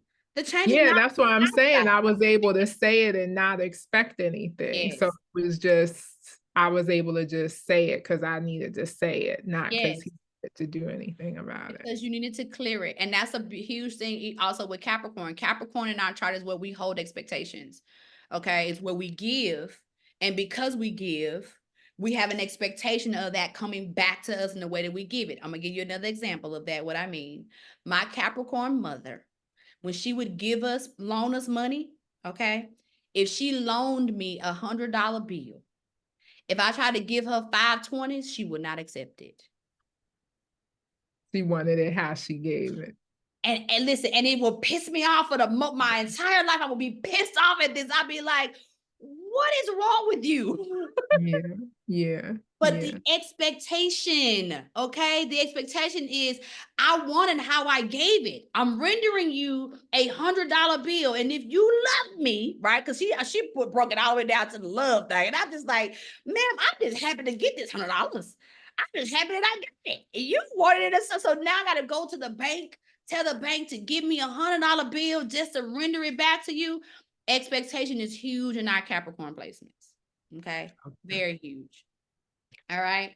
So Venus in Capricorn is where that will show up too, right? Venus in Cap, 25 degrees. So even though it's not as close to the end degree, doesn't matter because it's still where we have expectation. So you releasing expectation is huge because that did some healing in your Venus perspectives. Where we also have Capricorns where we're supposed to give because the ancestors, God, the entities that we have that fills us up, it's filling up our Capricorn placements. So sometimes having expectation is unrealistic because you're not getting that back from the person you gave it to anyway. It's not going to ever come back from them. Spirit is giving you what you need. So when it comes down to your Venus perspectives, the love that you give yourself, the love that you experience is always going to be greater coming from you and is going to be greater coming from spirit than any other person. You have to understand this. Because if you don't understand this, then the ways in which you give your love, you're going to be bad every single time. every time. And then you know what you're going to do when you get pissed off every single time it doesn't show up to you? You're going to close up, get cold, and stabby like ice. Now you don't want to give nobody nothing because, you know, I did this and then you didn't do this. When I did this, I had this. Drop it. Don't even matter. Because the moment you keep that flow, especially where we have Capricorn in our chart, is where the spirit is asking us, especially when it says, do this. Okay, Jasmine, go do this, right? And then you want to do it, but then you have an expectation on it. So now the blessing can't come in because you are ignoring what spirit told you to do. Spirit say, do this. It's saying do this because it's going to make sure that you get that 3 times back. Did you hear what I just said? Yeah. Not singularly, not you giving it out 1 time, but you getting it back 3 times. But when you hold the expectations on it, what you give, you don't get shit. It stops right there, dries up. Okay. Cancer rising, taking care of yourself, the nurturing ability. Now, when you show up, you look like a big ball of comfort. Everybody wants to be comfortable with you. You're just the energy that you give off. So you are always going to be the mama figure. And no matter where you are and who you are mama energy. That's important to know because if you do not take care of yourself, you're going to be drained every time. Because people are going to treat you like you mama anyway. Friends, family, co-workers, anybody. My mama. Everybody. My old mama. Everybody, baby. Everybody. Okay. You are mama when you step in the room. So you have to fill yourself up before you go anywhere. You know what I'm saying? So your self-care practices and your rituals are extremely important because if you decide to not do them for one day, when you leave the house, here you go. And I want you to give the symbolism is everybody's feeding off your titties. You understand? Mm-hmm. So if you're not, in order for us to breastfeed, what the doctor tells you to do? It tells you got to eat more, right? You got to drink more water. You got to take more nutrients in. You got to do more things so that your body can be filled up. Because if you don't fill yourself up, when you go to nurse, then you're going to look lethargic and tired and just shriveled Run up. down. Yes. Yeah. Mm-hmm. So you have to see your self-care practices as that. You filling yourself up is making sure that you have over an abundance of nutrients so that when you do leave and now people are running to you for that hug and that titty milk that they're coming to you for, you got a surplus. Yeah. If you don't have a surplus, don't leave the house. Yeah. Just stay inside. Okay. Yeah. Moon And what oh, go ahead. Capricorn in the 7th house? Yes, relationships. We already did with that. You already said that. Okay. That was the first thing you addressed. That Oh, expectation. that was okay. Okay. That was that relationship energy and that expectation drop and saying what you need to say without it. Oh, that was perfect. That was about that. You knew exactly what to do. You saw that clearer than anything else. You saw that pattern. You was like, oh, I see what this is. Yeah, I got that. This is expectations on a relationship energy that I thought I had let that go. No. You tackled that one. Okay. Yeah. Okay. Moon and Taurus at 2 degrees though. Okay. Now, Taurus is where we don't want to do it. Get somebody else. Where is my royalty? Where is the team who gonna do the job because I don't want to do the job? Okay. Emotionally, you're being triggered to step up. Okay, because Taurus is also the prince or the princess. So meaning that it's already been done, but you still have to do your part. You still have to get on the throne. You still have to do the 2 shoe. You have to get up and be like, yeah, this is that, right? The reason why is because when you do that, now you're exercising your royalty right. Okay. So in your emotions, you're having to show up in ways this year that you never had to show up. Okay. Nobody's going to do it for you. Nobody's coming to save you because you already have it. It's already in place. You just have to accept the responsibility of it. What you shaking your head for, ma'am? Why we got the head shake? Well, I'm tired, but I don't like that phrase anymore. Yeah. How can I say that differently? In the past, I have been busy showing up for other people. Yes. And what?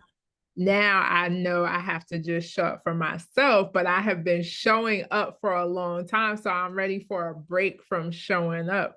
But now's not the time for the You're not gonna get no break. But yeah. what you are gonna do is you're gonna start taking care of yourself better so that when you go out, then you're Yeah. having to show up or do certain things. It's easier on you. The reason why you're tired is because you're not taking care of yourself, and then you out here people pleasing. You out Yeah. here doing what everybody else wants you to do, and you are putting Yeah. yourself second, third, fourth, fifth, sixth, seventh. And then you Yeah. wonder why you're tired. You don't have to be tired when you got all the resources available to you, Taurus moon. It's Yeah. already there. It's already there. You're only gonna be tired because you're not doing you first. You come first. Mhm. So what you do is you second, you don't do you first. And then you like, oh, they need me, so let me go out here. And then you go do those things, and then you come back and you tired. Yeah, you're gonna be every time because they're gonna suck you dry. That's why you gotta have good boundaries. And you have to say, no, I'm leaving. I'm gonna see y'all later because I need to go to the house. This is all I can give. Okay. I don't got nothing else. This is the overflow I have, and I'm out of here. I'll see y'all later. You got to learn how to get up. Okay. Get up and leave. Yeah. You got me? Mm-hmm. Yes, ma'am. Great. Who next? Is me and Michelle, your hands up. Yes. Come on through there, ma'am. Hey, hey. Hey, let me close this thing. This dog is going crazy. Hold on. Okay, let me make this large. Run me crazy around here. Okay, I don't know why they be pissing that dog off. It seems like the same night they piss this dog off. But I don't know if they put him outside and he don't want to be outside, or they not giving him his midnight snack. I don't know what it is. He goes crazy. All right, ma'am, I'm ready. Come on. How has the month been? What you been going through over there? So I think the month has been good. I could totally relate to some of the things you were telling Jasmine because I do have Taurus in 1 degree in my sun. So Yep. that piece of, but I also feel that I've overcome some of those things. I really put boundaries in place. I've been doing more of my self-care, and part of my breakdown this month was that very thing. Like, and when, so I've noticed the pattern of like this story I've been telling myself that I'm not supported, that, you know, and that might have been that not supported and that abandonment, like that issue, like, and I feel like this time, this cycle around is really it snapped and it's gone. Like I recognize that I'm taking full responsibility and acceptance, and also that I've changed, and how this is the test around this time is showing me that I have grown and that I have so many really great people in my life who support me, you know? And so that was one of the patterns. And then today when you were talking, it's never clicked to me that my parents were like, one's a Capricorn and so my mom's birthday just passed. It was the 21st. And then my dad's is the 27th. Wow. So, and so I was like, oh my gosh. And it's why I have this struggle. So money's not an issue, but I have now this struggle with spending versus spending and saving. And it's like, I'll be stuck, like, and if I spend too much, I have the anxiety about it. And then if I don't spend anything, then I'll go, like yesterday I went to this auction, and then Wesley was like, that's it. You don't get to spend any, like, you're done. Don't buy anything else. Because once that is turned on, I'm like, yeah, give me my credit card. Yeah, let's get some more. It's a good deal. You know, then that's my mama. My mom loved to shop. Yeah. And I hated shopping with her. I would like, she had to feed me, like to keep me quiet, to go with her. She just loved to shop. And my dad was not that way. He's very, very thoughtful about how he did manage his money.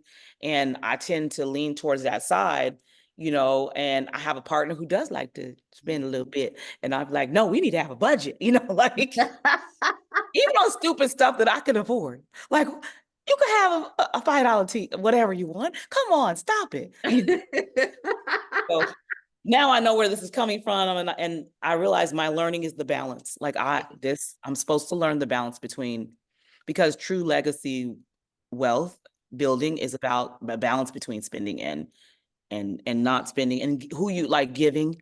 like, Yeah. supporting people and who you want to support them, but also even the people pleasing. Like my Yeah. parents were very generous people, Mhm.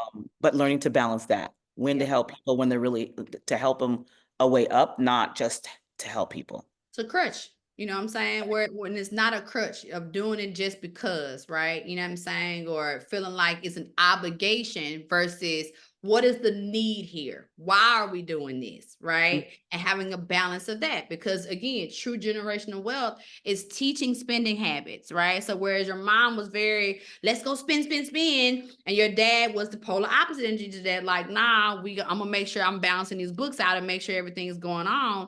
At the same time, they both came from families that those things were not available to them. So they had to figure it out, you know what I'm saying? And being together is how they figure those things out, so that it could be a situation where now they have legacy and they have a balance where now their daughter can come in and now you can live from some of those things. You know what I'm saying? The Taurus can live from some of those aspects, you know what I'm saying? And having to balance those things out is where that energy comes in for you. You know what I'm saying? So it's beautiful that you recognize it on today, right? Where it dawned on you. I'm sure you did recognize it, but today is like, wait a minute.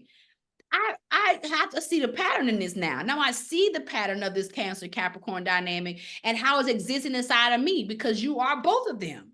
And we're not gonna get out of that. We're not gonna, that part is gonna be there. But how you balance out those energies is extremely important on how that sits into your chart.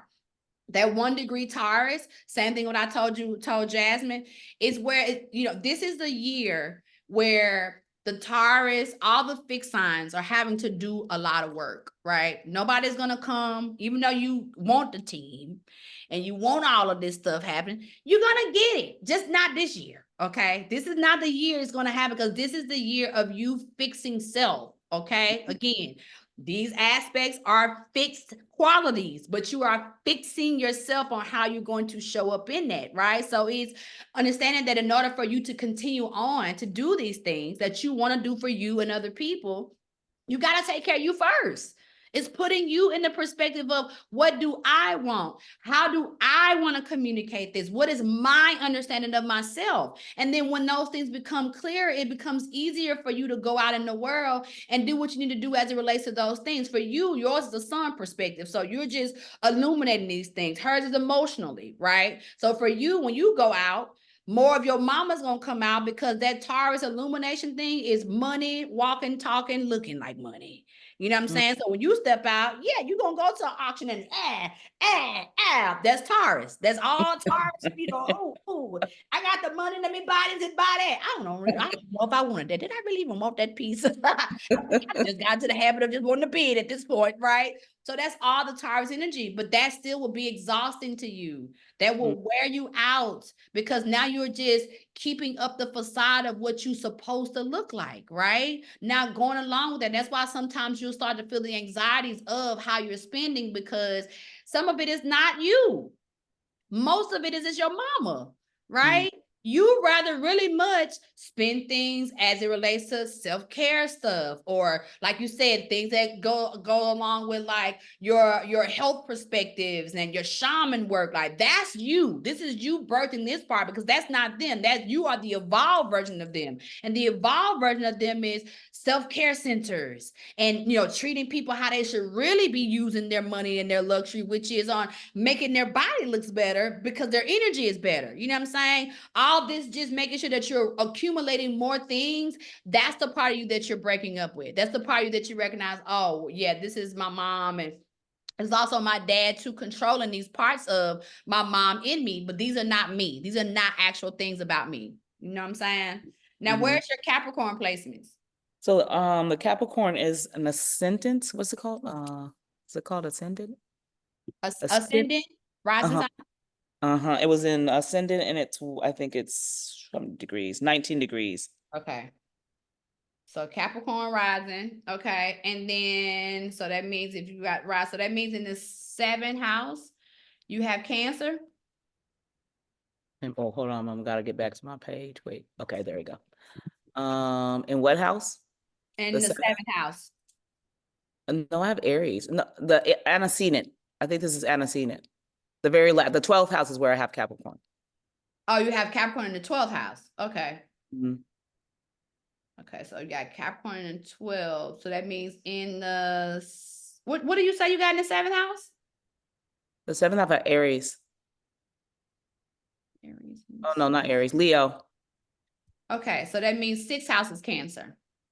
Okay. So same thing for you that I told, I think it was Monique. Monique also had Cancer in the 6th house. So this is it still goes in alignment with all the stuff I just said to you about why you're doing Urban Sage, why you're doing the business of bringing people in and them learning how to be better on self-care practices. That's what the 6th house is for. Okay. 6th house is making sure that you are being good to you, taking care of yourself as it relates to those things, and also developing great self-help care practices, because your mom was a Cancer, but how was her self-care? Not spending. I'm talking about how great did she do like massage therapy or acupuncture or like, I mean, so that's pretty much what killed her. She took care of everybody else. I yeah. took care of my stepfather and then ended up having terminal cancer. Yeah. You So know, your thing is to not internalize that in your body, right? So you can't overtake care of everybody else.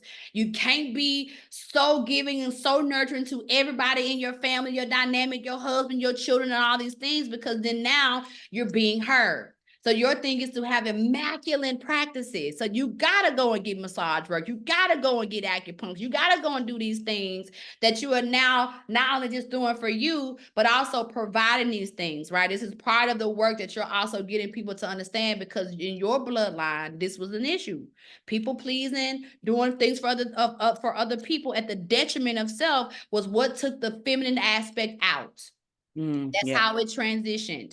So for you, I'm not transitioning that way. I'm going to make sure that not only I'm doing this for myself, but I'm also teaching these things too, meaning I got a facility here for other women or just people in general, but for especially women. Come on in here and sit down now, because y'all ain't doing what you need to do for yourself, okay? That's that energy. And then the Capricorn 12th house energy is breaking up with all the karmic cycles. So the same thing, you know what I'm saying, that I was just saying to Monique, got the same aspects, which is that 12th house is the karmic cycle. Okay. It is the karma. So this is where daddy comes in, right? So some of the weight of how daddy operated, because his self-care also was trash. Okay.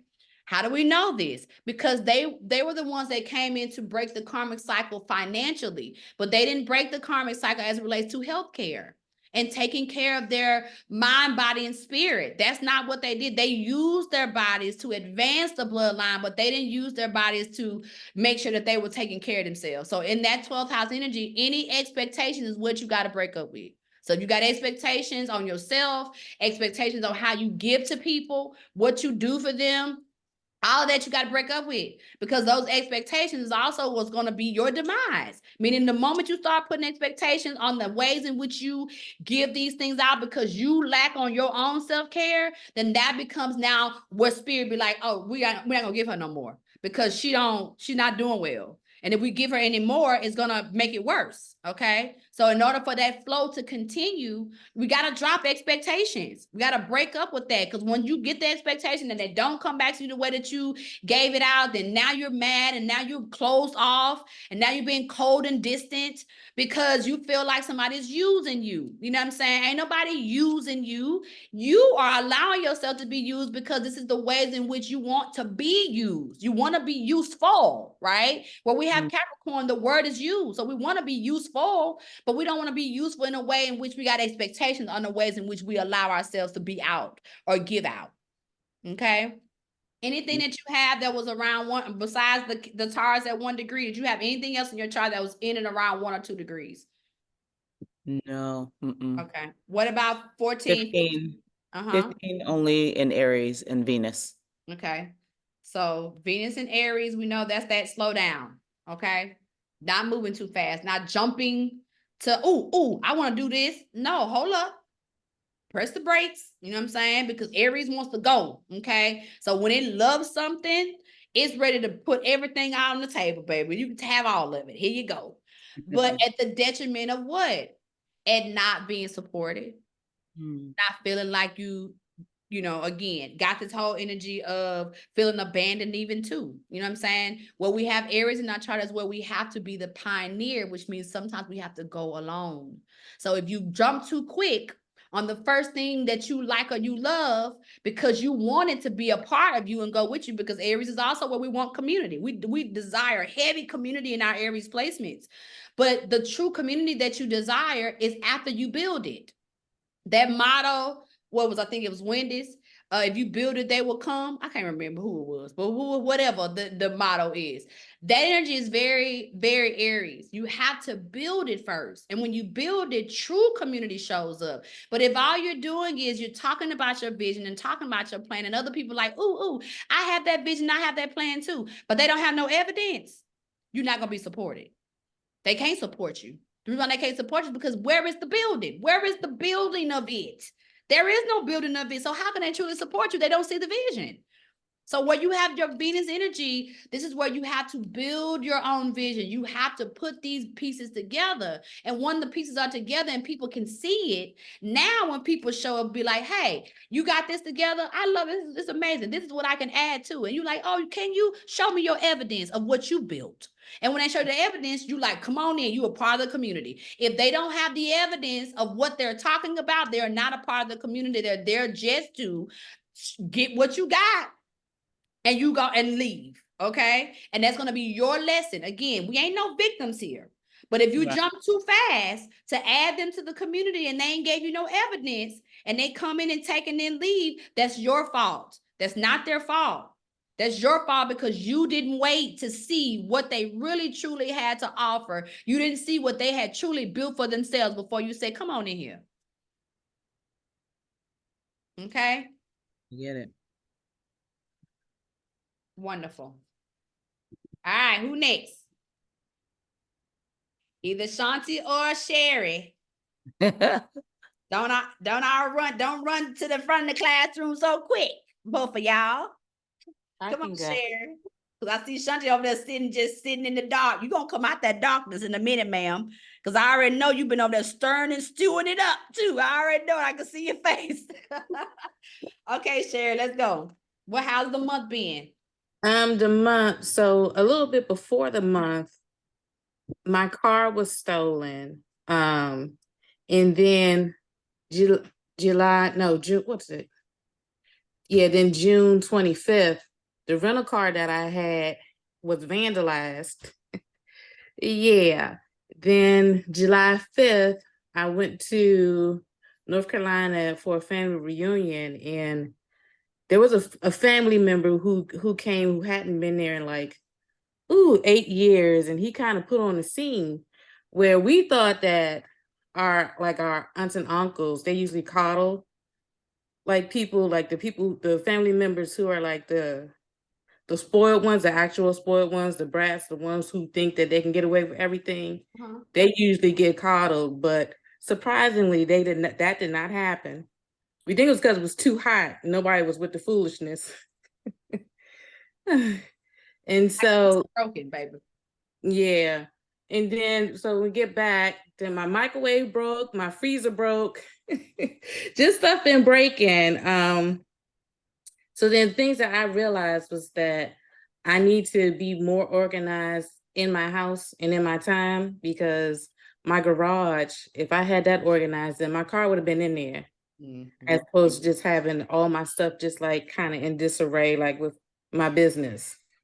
So that's one thing that I realized. Another thing, I used to kind of feel like, like I was saying, like with the family, they put more attention on, like they say the squeaky wheel gets the oil.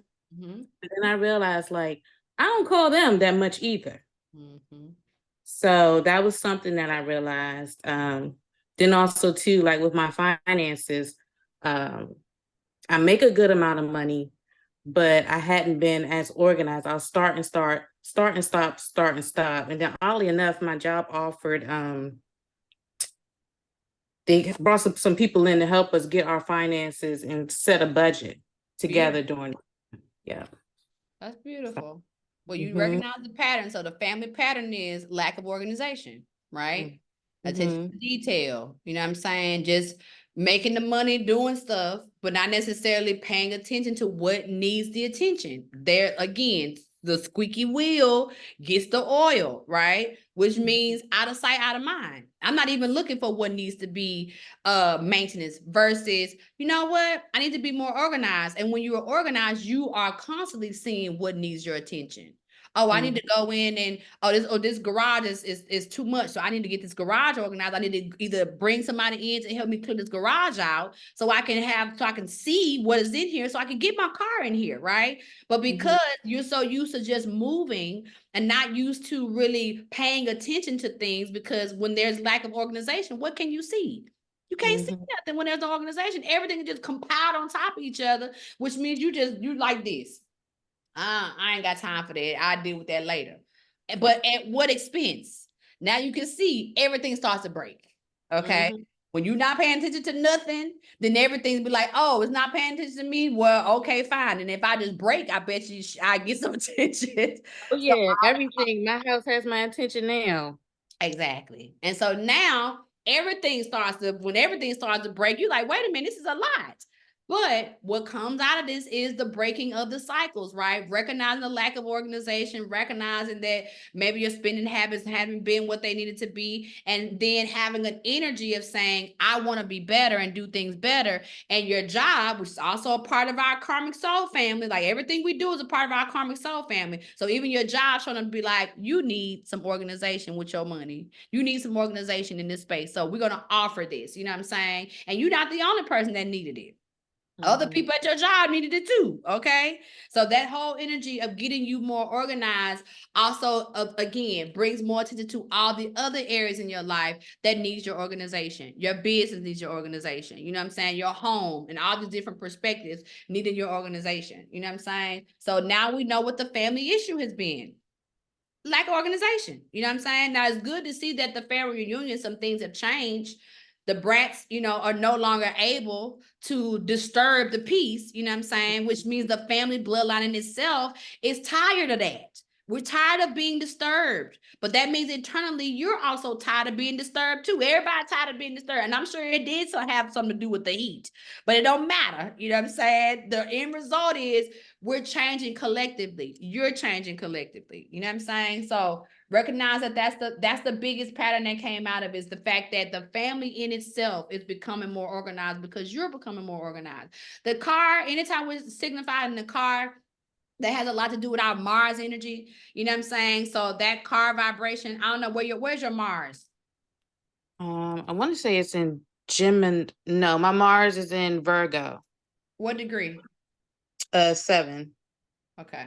So in and around 7 degrees, that's still like breaking down of things. So that's just probably been this whole just mental process of you like recognizing what needs more of the attention. So meaning like where we got Virgos, where we tend to break down the details. So this is about details, right? So of course, this energy of I need more details. In order to get more organized, our organization also exists in our Virgo placements. Meaning Virgo is where we put the list down, right? Where I got the list is all out so I can see it, so I can do it. So the Mars energy of the Virgo placement, right? And the car being vandalized, to the car breaking down, to all the energy of the things that are putting you into perspective in order for you to list things out of what needs. Now you having to attack that list as it's coming up. Microwave broke, refrigerator breaking. So now you got a list of things that's all breaking that you have to pay attention to, right? So this is all movement. It's about how you move to the next step. So as you are starting to like work on these things too, because again, this is the end of a karmic cycle, recognize that all of this is family stuff, right? What your family does not do is does not live by a list. You need to live by a list. You need to have a list of things that need your time and attention on a day-to-day basis. That's going to help you with organization. So when you like, okay, what do I need to get done this week, right? So I always start out with a week thing, and I go from a week thing to a daily thing. So what do I need to do for the week? What has to be handled by Sunday? And when I see what has to be handled by Sunday, and I put them on thing, and I'm like, okay, does any of these have a deadline before the others? Like, Out of the things that got to be done in the 7 days, what need to be handled by Monday? What need to be handled by Tuesday, right? And then start to list them out. This is how we start to get into an organization, or how to get into our feng shui of life, right? Is by seeing what the compilation of the week is, and then start to break it down day by day, so that we can see by the time you get to Sunday, baby, you got everything done. So this is the universe letting you know it's time for you to get more in a list perspective. Mars and Virgo, get more. In order for you to move, you got to get more lists. You got to get more detailed in your list, so that you can now see how you're going. It ain't just moving. It's not just about getting things done. It's how we list them out to get them done. Okay, so it's not like chaotic. Like we're just like, oh, I got all these things to get done. But what gets more of our time and attention? What gets more of your time and attention is what sets precedence. What needs to be done first? Whatever needs to be done first, that's what we list first, so we can make sure it's being done first. Okay. What do you have, Capricorn and Cancer placements? I have Capricorn, 4th house. Uh-huh. I have Venus in Cancer. That was Okay. retrograde. And then I have that in the 10th house. And then I just jump back to the Virgo real quick. I have Jupiter and Virgo at 1 degree. Okay. So that's also why it all broke. Because it's like, we're ready to expand this thing here, because you're not looking at this is how we're going to expand. You got to break this down. We're not looking at it on a microcosm level of what is getting in the way of our movement. Jupiter and Mars are together. So in order for you to even move, you have to also look at what needs to be expanded. And what needs to be expanded on is how you break things down to the energy of what needs to be looked at. Okay, you're just not looking at it, but you already said that. You said it yourself. Like, I already see, if I had gotten this garage cleared and that had been done, my car would have been in the garage. That wouldn't have been an issue. Correct. That's what Jupiter in Virgo is about. If I had did these listed of things, then I wouldn't even have to deal with the energy of how I'm now having to deal with this in my digestive system. How I'm having to break this down here and dealing with this. I wouldn't have to even deal with that, because anxiousness and nervousness also exists in our Virgo placements. So even the nervousness and the anxiousness that comes from the things that happen is also that same energy. So that's why it's at that very degree. So the Jupiter energy and the Mars energy, even though Mars is at the 7-degree energy, because Jupiter is in Virgo, so it's also illuminating other Virgo spaces. It's like, we got to get this list together. We got to get some organization in here, because our lack of organization is causing everything to break down. Again, what does Virgo do? Break things down. So when you see breakdown, what's that? Saturn is in Virgo too. Your what? Saturn? See what I'm saying? So now it's your lack of discipline and your lack of time management that goes also along with that. So you're not breaking it down. You're not listing it out, not doing that. Okay, we're gonna break all these parts. And then she gonna have another part, no other thing to do but to look at what needs to be worked on. Now I did make a calendar list of like things that I need to do for the day. Mm-hmm. And I have like alerts for it now. Mm-hmm. So that's been going on for about like the last 2 weeks. Have you been paying attention to the alerts? Are you snoozing the alerts, or are you jumping to it when they go off? So I jump to it, except for the ones like when I'm like at work that I had set, but then I'll try to go back to it like if a meeting runs over. Mm-hmm. But that's been for like the last 2 weeks. That's good. Setting a timer is definitely something to at least get your mind wrapped around what needs to happen next. You know what I'm saying? But also making sure, like, again, even some of those things that may go off and you can't give them a time and attention, also write that down, right? Because maybe you need to adjust those things so that they're not getting in the way. Because if you have to push them off, then they start to pile up. And if it starts to pile up, you got to think about this is nervousness and this is anxious energy with Virgo. If Virgo gets too nervous and too anxious, it shuts down, completely shut down. Okay. So you want to make sure that you avoid the stacking up of stuff to where you get too overwhelmed. And when you get too overwhelmed, then you're like, I just can't do it today. Okay. And then if you push that off, then guess what happens the next day? Now you got stacked today and tomorrow, and now it's more stuff, and you're like, I am just checking out of here. Okay. So be mindful of how you schedule things, right? And don't schedule things if you know it's a possibility that it's going to interfere with work or something like that. Make sure that you have a good balance on how you schedule and list things out. Okay. Fourth house Capricorn is all programming, right? So this is the masculine energy, the time management, and maybe the lack of that. Now, I think if I remember correctly, your dad was pretty much the person that, who was the primary care person? Well, I guess my mom passed when I was 13, and then my dad had, yeah. So your dad was a parental most, because from beginning stages, from first to 13, mama had dad for the most part, but the parts of that is you're still carrying right now is that latter stage. So from 14 on until that point, which is very father energy, which was lack of self-care. You know what I'm saying? That our daddies are the worst with self-care, period. Men are just terrible with self-care, okay? To the point where, one of the things that I thought was real funny when I was married and I would like go to get like my yearly check-ins and that kind of stuff done. And I would ask my husband like, oh, so are you going to go get yearly checks done? He was like, what I need to go do that for? If you get checked and I know where I'm at. I said, that ain't my body. Like, that don't even make sense. You know what I'm saying? Are you talking about just sexual areas? Because that still ain't got nothing to do with the rest of my blood work, right? But this is how men process sometimes. They feel like they'll go to the doctor when they half dead. Okay, if I'm about to die, now I'll go. You know what I'm saying? But the yearly check-in parts is not something they normally do because they didn't really see that growing up. They didn't see their daddies go to no doctor or go see no check-ins or no self-care, none of that kind of stuff. So this fourth house is your programming of being reminded that you may not have seen a lot of self-care practices in place. You know what I'm saying? Because your mom transitioned and your dad was probably doing so much work and that kind of stuff. You have to reprogram yourself.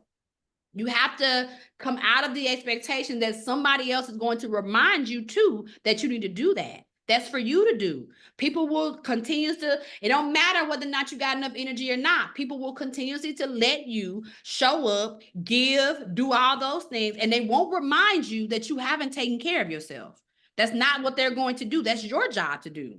That's the fourth house reprogramming of what you're having to do. Having that 10th house Cancer.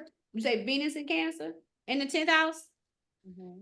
Venus in Cancer, the same thing. Who else had Venus in Cancer? I think it was Jasmine had Venus in Cancer. Was that? It wasn't you?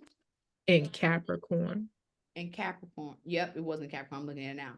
Venus in Cancer is self-love, self-care. You know what I'm saying? So it goes still back into that same thing of what I'm saying about this fourth house Capricorn thing. Fourth house Capricorn is having to pre-program yourself, that you have to make sure that this energy of taking care of yourself is important because you did not see that energy. You have more masculine dynamics in your fourth house programming, but the Venus and Cancer energy is the fact that your self-care has to come from you first. You have to love on you. Going out here expecting anybody else to love on you in the ways in which you is not loving on you is a false reality. Okay. Nobody gonna give you the love that you need to give yourself. Okay. You have to fill up on that because when you show up in your relationships, they're gonna feel this Cancer dynamic. So they're gonna suck that. They're gonna want that. Wherever we got Cancer is where you are the nurturing element. So in your Venus perspectives, in your love, the ways you, not just romantic love, friendship love, family love, when you show up in that perspective, they know you got titty milk and they gonna drink it. So you're going to have to fill yourself up. Make sure that you are filled with nutrients and you glowing and you full. So when you do go into these perspectives, you can give from your overflow. Because if you do not, this energy is going to render you not getting that energy back. And then you're going to be tired. And then you're going to, the difference between Capricorn shut down and get cold. With you, you just go in the house. You go in the shell, go in the crab. Don't want to leave the house. Now you binge watching on your favorite show in the bed with your comfortable clothes on, maybe didn't shower for the last 2 or 3 days. It don't matter because you in the house. You with yourself. You ain't with nobody else, okay? But you eating all the things that make you feel good because this is now how you're having to fill yourself up, or use it as a result of you doing too much for other people, okay?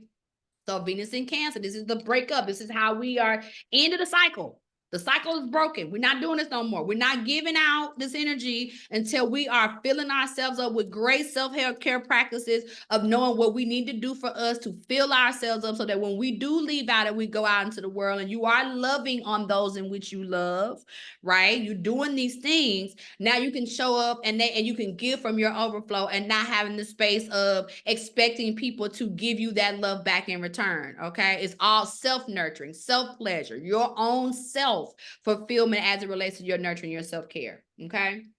Okay. All right. All right, Miss Shanti. I always say the best to last. Problems, girl. Girl, come on with it. How this month been, honey? Oh, okay. Well, I went back with the project management job with my parents at the Okay. biz. Yeah. My mother is an onion. Okay, and I'm pulling back layers. My very first day, the day I hit you up, I was like, I'm done. I'm not doing this. Put this box back over there in the corner. Mhm. I'm not doing this. Not with this lady, I'm not. And obviously, I had to come back to it and look at it in a different perspective and say, I got 4 weeks to peel this onion Yeah. with this word. The first day, she told me that when shit happens to you, you just get over it. And I was like, Hmm.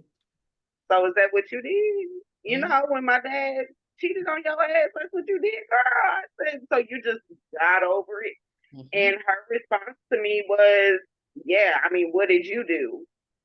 Lady, I'm healing. Like, if I had to sit in the room with that lady, I could. Like, what you mean? But you can't do that. You can't even bring yourself to do that. What are you talking about? I brought up therapy. She told me, why would I go to therapy for somebody to tell me what's wrong with me? I said, well, Mom, it's not really for them to tell you what's wrong with you. It's for you to have another perspective, to see it from a different light. Because coming from me, it's blunt. It's hard to digest me, and so it's been an uphill. It's doing this Mhm. every day. I was in my planner and I literally wrote, okay, this is the first day back at TJS Trucking, August 5th, last day at TJS Trucking. So I'm taking the 4 weeks as this is the time to dive into my mom. Mhm. I actually had a conversation with my dad today. It went very well. Mhm. And I just had to let him know, like, you know, it's just, I have to I don't like the relationship with my mom, just hands down. Yeah. I don't like it. I have my own daughter who we have now established is another me. So I have to protect me. And I'm not going to have that same relationship with myself or allow myself to have that relationship with my wife because she is a Libra just as well as my mom. Mhm. So we already know the connection there. And so it's just, I had it so much, I don't like it and I need to fix it. And it starts with her. Yeah. And he, of course, wanted to, you know, defend my mom as he should, because as his wife, as his woman, he should, you know. But like I had to also let him know, this woman has not even allowed for you to be vulnerable. So you literally only protected and provided. That's what you did. That's what you knew you were supposed to do. But your wife did not open a platform for you to come to her and talk to her and be there. So what in your right mind of thinking thought that this lady was going to have that platform for her children, let alone girls? You're a whole man and she don't got that for you, my dude. And so he got it. He was like, well, damn, Tony, I mean, you got a point. I know I got a point. I'm older than you, and I'm over here schooling you on your wife, which is my mother. Like, come on. So, yeah, I go in tomorrow with better attitude. I actually just recently pulled up my time passages today, and my new son is Cancer, and I'm buckling up. What I'm do you ready. think? What's in Cancer? My son at this very moment. Okay. Oh, and then I even pulled up my mom's birth chart. I added her to the time passages Okay. Now, what since is I on your natal chart though? Where is your Cancer and your Capricorn on your birth Mhm. chart? Okay, well, birth chart wise, no Cancer, but Capricorn, we're loaded. Yes, we are. Saturn, Uranus, Neptune is Capricorn. Yeah. And what's your dad's sun sign? Scorpio. Uh-huh. Well, we see what the pattern is now. Yes. So when you first reached out to me, it was like yelling. I'm like, girl, relax. I was like, you're gonna have to go through this regardless of whether you want to or not. So I don't know why you over here yelling, thinking that you is gonna remove yourself from this situation. It's not happening. You know what I'm saying? Not happening, ma'am. You're gonna have to go through this whether you want to or not. This is a part of this month. It's a part of this Capricorn energy of these full moons, is a part of all this retrograde stuff that we're dealing with. All of it's a part of it. So I'm happy that you took the contract and you are working with them, because I think it is going to be extremely successful, even though it is adding pressure to your dynamics. Okay. I know this Sagittarius / Cancer energy that is in you is going crazy, but at the same time, breaking up the karmic cycle is extremely important to how you do take care of Magnolia, okay? How she does come out of this, you know what I'm saying? Because even though I know you want to protect her, this girl don't need protecting, okay? Your baby has already come with the armor that she needs. She's going to make sure that you protect it while you're trying to protect her, okay? Because she already equipped with what she needs to be equipped with. The rest of it is just recognizing the cycle, right? So what I'm hearing the cycle is the getting over it, right? The getting over it equals being numb, okay? Anytime somebody say get over it, what they're saying is numb yourself and act as if it didn't exist, okay? So when you say act as if something did not exist, now we have to think about the fact that because you are feminine dynamic, and even though you're loaded with Capricorn, right? Which means you are operating mostly in your masculine dynamic. Your mama is really the most masculine one, not your dad. Your dad is the nurturing quality.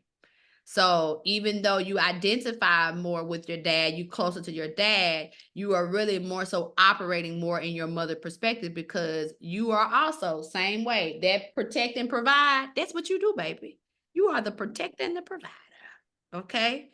So that energy of your daddy having to do that is because of your mother's hardness, right? How do we know she was hard? She was hard because she got over it. When the getting over it stuff means she's just been numb most of her life. And being numb most of her life did not give her the energy available in order for her to be nurturing. She was not the nurturing one in the family. Your dad was. Your dad was the nurturer. That was his job. Even though you saw him as being a protector and a provider, more than anything, he was the nurturer, because your mother lacked nurturing because she was getting over things, aka she was hardening herself, okay? Numbing her. To numb means to hard. That's what that means. Just think about it. Think about it in perspective. When you have to numb, what are you actually doing? Stiffening. You're stiffening your body so that you're not feeling anything penetrating you to get through, right? So from her perspective of dealing with infidelity, you know what I'm saying? Which I really believe that she wasn't the only person dealing with infidelity. I think your daddy was dealing with infidelity too, okay? Because well, I'm gonna tell you something about Libra women, baby. Them Libra women, baby, they is drawing off. Listen, they is a magnet for stuff to pop off.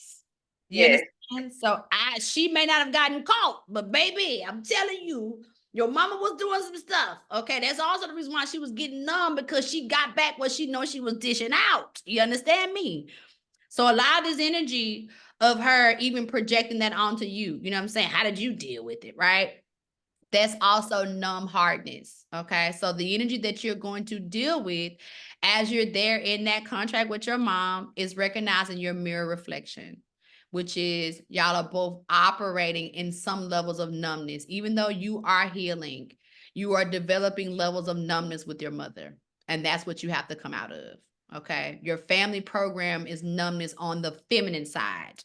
On the masculine side, it is to protect and provide and to keep going, to be nurturing. Okay. So you lean in on that part of you, because all that Capricorn you got, Saturn, Uranus, and Neptune, you lean in on that side and decide to be more nurturing because you see that energy from your dad. But the opposite end of that, the hardness end of that, is what you're having to relieve from your body. So the family programming that you're breaking is not being numb. So guess what's gonna happen? Let me go ahead and set you up right now, because you know me. I'm gonna make sure that you fully equipped. You're going to have a blow up with your mama while you're there in a contract. Okay. Oh, You know why? Because you are working on not being numb. And as you are working on not being numb with her, she's also working on not being numb with you. You are her testimony, just like Magnolia is yours. Okay? Magnolia is going to make sure that you feel. Your job is to make sure that she feels, baby.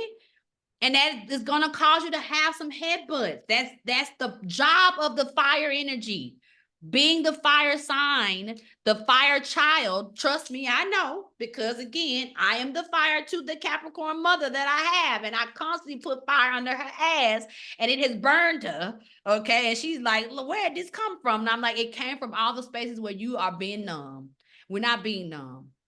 We're not doing it in this lifetime. You're going to have to communicate with me. You're going to have to talk to me, because in her moon sign, she is fire, but she don't want to talk. She want to numb out. No, we're not numbing out.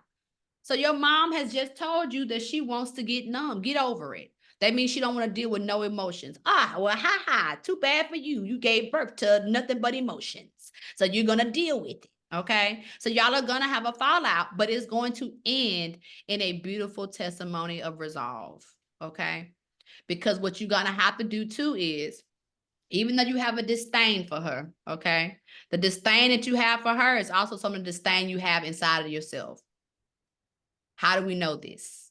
Like I told everybody on this call, including myself, you are 50% your mama and 50% your daddy. So if you don't like that woman, guess who you also don't like? Yourself. There's a part of you don't like. So this is the part of you that you're going to have to face, because it's going to make your relationship better. It's going to make you have a better union with your Libra wife. Okay, you're not going to be able to completely mend that and heal that until you get over the energy, not getting numb though, right? Confronting the fact that you have such a disdain for your mother. So that's to confront it. We're not numbing here. She can numb all she wants to, but you know what happens when a person get numb and you pop their skin and they start, all the feeling comes up, we popping skin, baby, okay? So as you are there, when she triggers you, it's for you to ask yourself, every time you get triggered, why am I triggered right now? And I guarantee you, part of the trigger is the fact that there is some numbness in there that you want her to feel. And so I need you to feel it. I need you to identify with the feeling versus you trying to force. Again, Capricorn is where we have expectations. So in your Saturn, Uranus, Neptune, you expecting her to do something that you're not doing. Because some part of you is also getting over, numbing yourself to some of the infidelity that happened. You are healing. That's the beautiful thing about you. You are the evolved version of her, but you're also, some parts of you is also just moving. I'm going to just keep on. I got to work. I got to go over here. I got to make this money. I got to make sure my family has. I got to make sure my wife is good and make sure my child is good. You know what I'm saying? That's the same energy. It just looks different. Okay? yes, Tina actually called me out on the other day, so you're not wrong. I know. Look, when you came in I there, don't- I saw when you yelling, I was like, she over here yelling, and ain't nothing gonna happen. You gonna still have to be there. You can't leave. Okay? It's not gonna leave. Anything you got in and around 1 degree? Let me see.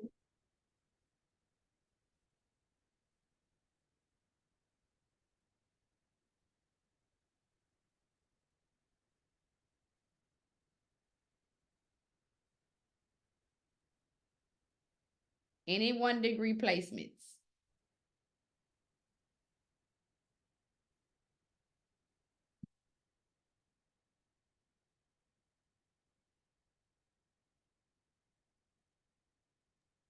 I don't know what just happened. Hold on. That's okay. Can you hear me? I can hear you. Okay. I don't know what just happened. It just muted. I don't have an exact one, but it's around one. I have a 2 and a 3. Okay, 2 is good. What you got in 2? Gemini. What is it? Ascendant. Gemini ascendant ends at 2 degrees, and then what else? Sun, Sagittarius at 3. 3 degrees. Well, that don't really matter. 3 degrees is still a little bit one out, but that 2 degrees Gemini definitely is. So that's mental mind state, right? Where's your mind in all of this, right? So that's going to be extremely important too on how you recognize how you're ending this karmic cycle, right? So Gemini is 2 perspectives. It's light and dark, it's feminine and masculine, creative and non-creative, okay? But it's all dealing with the psychology of the mind and the Mercury parts of it too, meaning how you are talking to yourself. So it's good. Whenever you get to talking a little crazy, you can come on back in there and talk to me, because I'm gonna correct that shit every time. Every time you get talking crazy, I'm like, that ain't not what we doing here today. It's not happening, ma'am. No, ma'am. We still got to go. Okay. Because that's what's going to come out the most as you are breaking the cycle. So as you are working with her, you constantly triggered.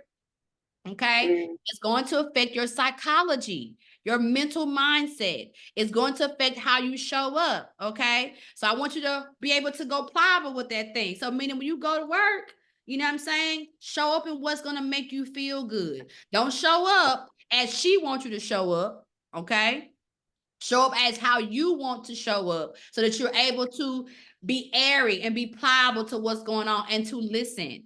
Okay, I want you to do more listening than you do talking. I do want you to talk though, because it's Mercury placement. So you got to communicate. We're not going ghost and we're not going numb, right? But I want you to also listen, because when you listen, you're going to see what parts inside of you that's triggering you. Okay, the parts of her that you don't like that exists inside of you that's also pulling itself back around in the relationship that you have with your wife.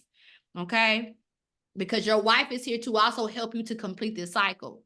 But if you don't deal with it in your mom, then it's going to just keep constantly showing up and butting heads in your relationship. You feel what I'm saying? So listen, take notes. Today I heard her say this bullshit came out of her mouth today. Oh my God, this made me think about this kind of whatever the triggers are.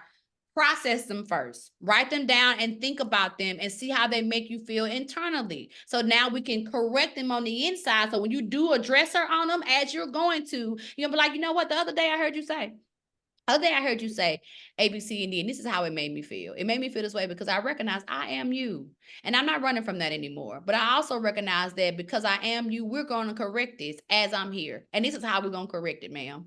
We're not doing this no more. This is what we're going to do now.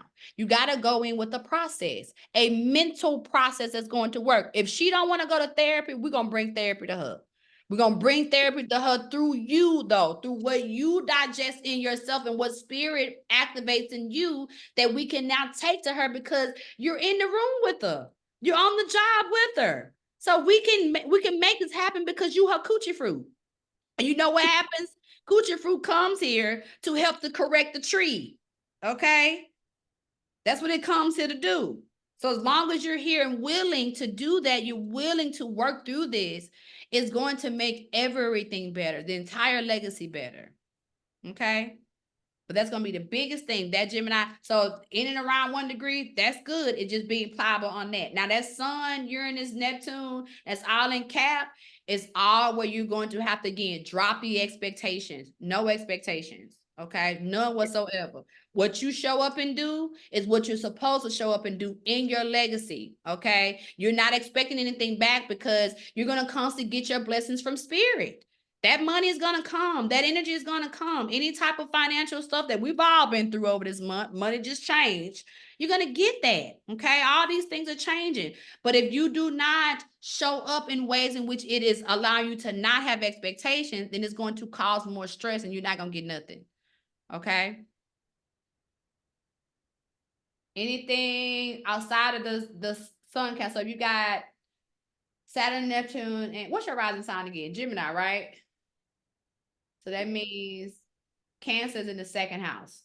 So second house dynamic is the money's perspective. So something about this too, in this energy that you're wrapping up, is also to learn some different processes. Okay. Wait, my house says that's my moon, right? I don't know. Hold on, because I'm looking at the birth chart that you sent me, and it says I can't see it. Hold on, girl. I see Gemini in the first. I'm looking at your chart now. I see Gemini in the first at 2 degrees, but I also see Gemini in the second at 27 degrees and Cancer in the third. But because it's a double energy, what I mean is it's at the 27-degree energy in the second house. That means Cancer is also there too. So you got Gemini and Cancer in the second and the third. Okay. So you look at the second house perspective at the last degrees. Am I saying anything you got the last degree? This is also where you're ending up the cycle. So something financially that you're learning from your parents, right? This from working with your mom and your dad in this cycle is also wrapping up the energy of how they've also made money and how you're going to make money differently. We've been talking about this since we started coaching, that your perspective of transportation is just very different than your parents' ways of transportation.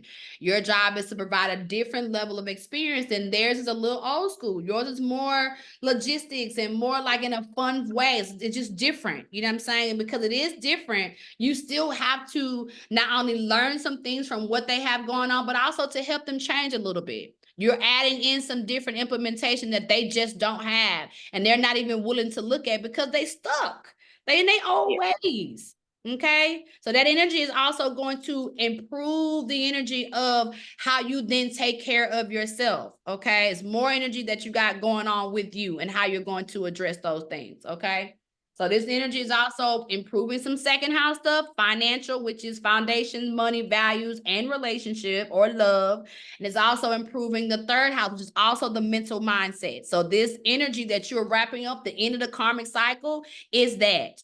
Okay, is a lot to do with rebirthing yourself, is a lot to do with this money changing cycle, is a lot to do with how you're integrating differently. So this energy that you're going to be with them is going to completely change things. I just need you to not give up, not jump ship. Okay. Watch your communication. And that means internally watching how it's showing up for you, and hit me up when it starts to get to be a little bit too much. That's it. Yeah, I'm gonna have to. You know what I'm working with. I sure do. And I also see the beautiful energy in it too. You know what I'm saying? Yeah. Because I am on the outside of it looking in, I'm seeing the beautiful energy that they birth in you, right? The amount of tenacity that you have, the amount of courage that you have to live your life, how you live your life. You know what I'm saying? You know what I'm saying? From the ways in which you birth your daughter, you know what I'm saying? The ways in which you do have a same-sex marriage. It's a lot of things that you're going against the grain that your family did not even have they didn't have it. Okay. So you are definitely an improved version, which means you also have to let go of the things that they just did not have available. They could not have those things. You are an extreme improved version. So as you go in there and work on this contract, you're going to recognize they blocks, a lot of them. And it's going to trigger the hell out of you. You're going to be like, I want to leave out of here. I want to throw them in the trash. And you can't do that because Magnolia is also going to help you. Okay. Got it? I got it. Good. Well, that's it. Y'all have ended the karmic cycles, the time of all this stuff. Okay. We're on a new leaf. Now, as we step boldly into this Mercury retrograde, okay, of Leo, this next cycle that we're moving into is about courage. Okay, so we have to have courage now. Now that we know that we have broken these legacy things, we know what's showing up in our family programs for us to have to change. Now we know this next level is activating the courage energy. Okay, so the next month, we're going to be talking about a lot of wild energy. Going to be all centered around our Lilith energy. We are going to be talking about more Chiron stuff, you know what I'm saying? But all of this is the Leo energy, which is all about healing your heart chakra. So everything that you have learned over this course of this Capricorn Cancer season is for now you to take these things and say, I have the courage to be out. Leo is sun. It's illumination of the vibration of the sun. So everything about it is, I got courage to do it, okay? And it's taking you having to, like, again, do some heart chakra meditations, all that kind of stuff. But this next level of Mercury retrograde in Leo energy, it started off at the 21 degree. So again, some of these last degrees of things that we're dealing with is what's going to be the combination of the energy that we're going to deal with this Mercury in retrograde in Leo. Okay. So your heart is going to be triggered. Heart is going to be triggered, but heart is going to be healed at the same time. Okay. So I'll keep y'all posted on our next class for our first Leo class. Until then, you know, you got your homework. Y'all know what y'all need to do. Go back and study it. Everything that's in and around 1 degree, anything that's around 14 degree, and anything is at the last degree. You can go and study those things to do your wrap up for today. Okay. Rituals. If you need to do any rituals, do releasing rituals. Write things down on a sheet of paper that are no longer serving you, that you want to, again, end the cycle on. Whatever that is, write it down and make sure that you write it in power. Don't write down that I'm tired of these people doing this to me. Wrong. It's not how we do that. Write it into the affinity of I am now stepping into my power to own all the responsibility to break my the things in my bloodline that have been an issue.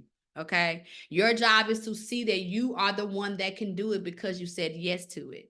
So write those things down. Just kind of flood, get a sheet of paper and flood. And then we get through, release it. Okay. Now we're going to release it by burning it and then submerging it into water. Why are we doing burning it then into water, right? The fire part is the activation part. The water part is the Cancer part. Okay. That is the womb part. It is the synergizing it back into the water. Water holds memory, right? So since water holds memory, when we submerge it into the water, that's where the energy goes back into the memory of the water. Okay. Y'all got me? All right, I love y'all. Thank y'all for coming to class Thank you. and doing your jobs. I appreciate y'all. Your bloodline appreciates you. You know what I'm saying? I appreciate you guys for showing up and doing the work, because collectively, when you do your work, it makes it easier for me to do my work, and it makes it all of us for a collective consciousness. When we all do our work, the bloodlines heal. Okay, so we're doing our job for the global consciousness. All right, so we don't have to worry about what everybody else not doing. We just have to worry about what we are doing. Okay, and that changes the game. The game has been changed. So y'all enjoy the rest of y'all night. I'll see y'all real soon. If y'all got any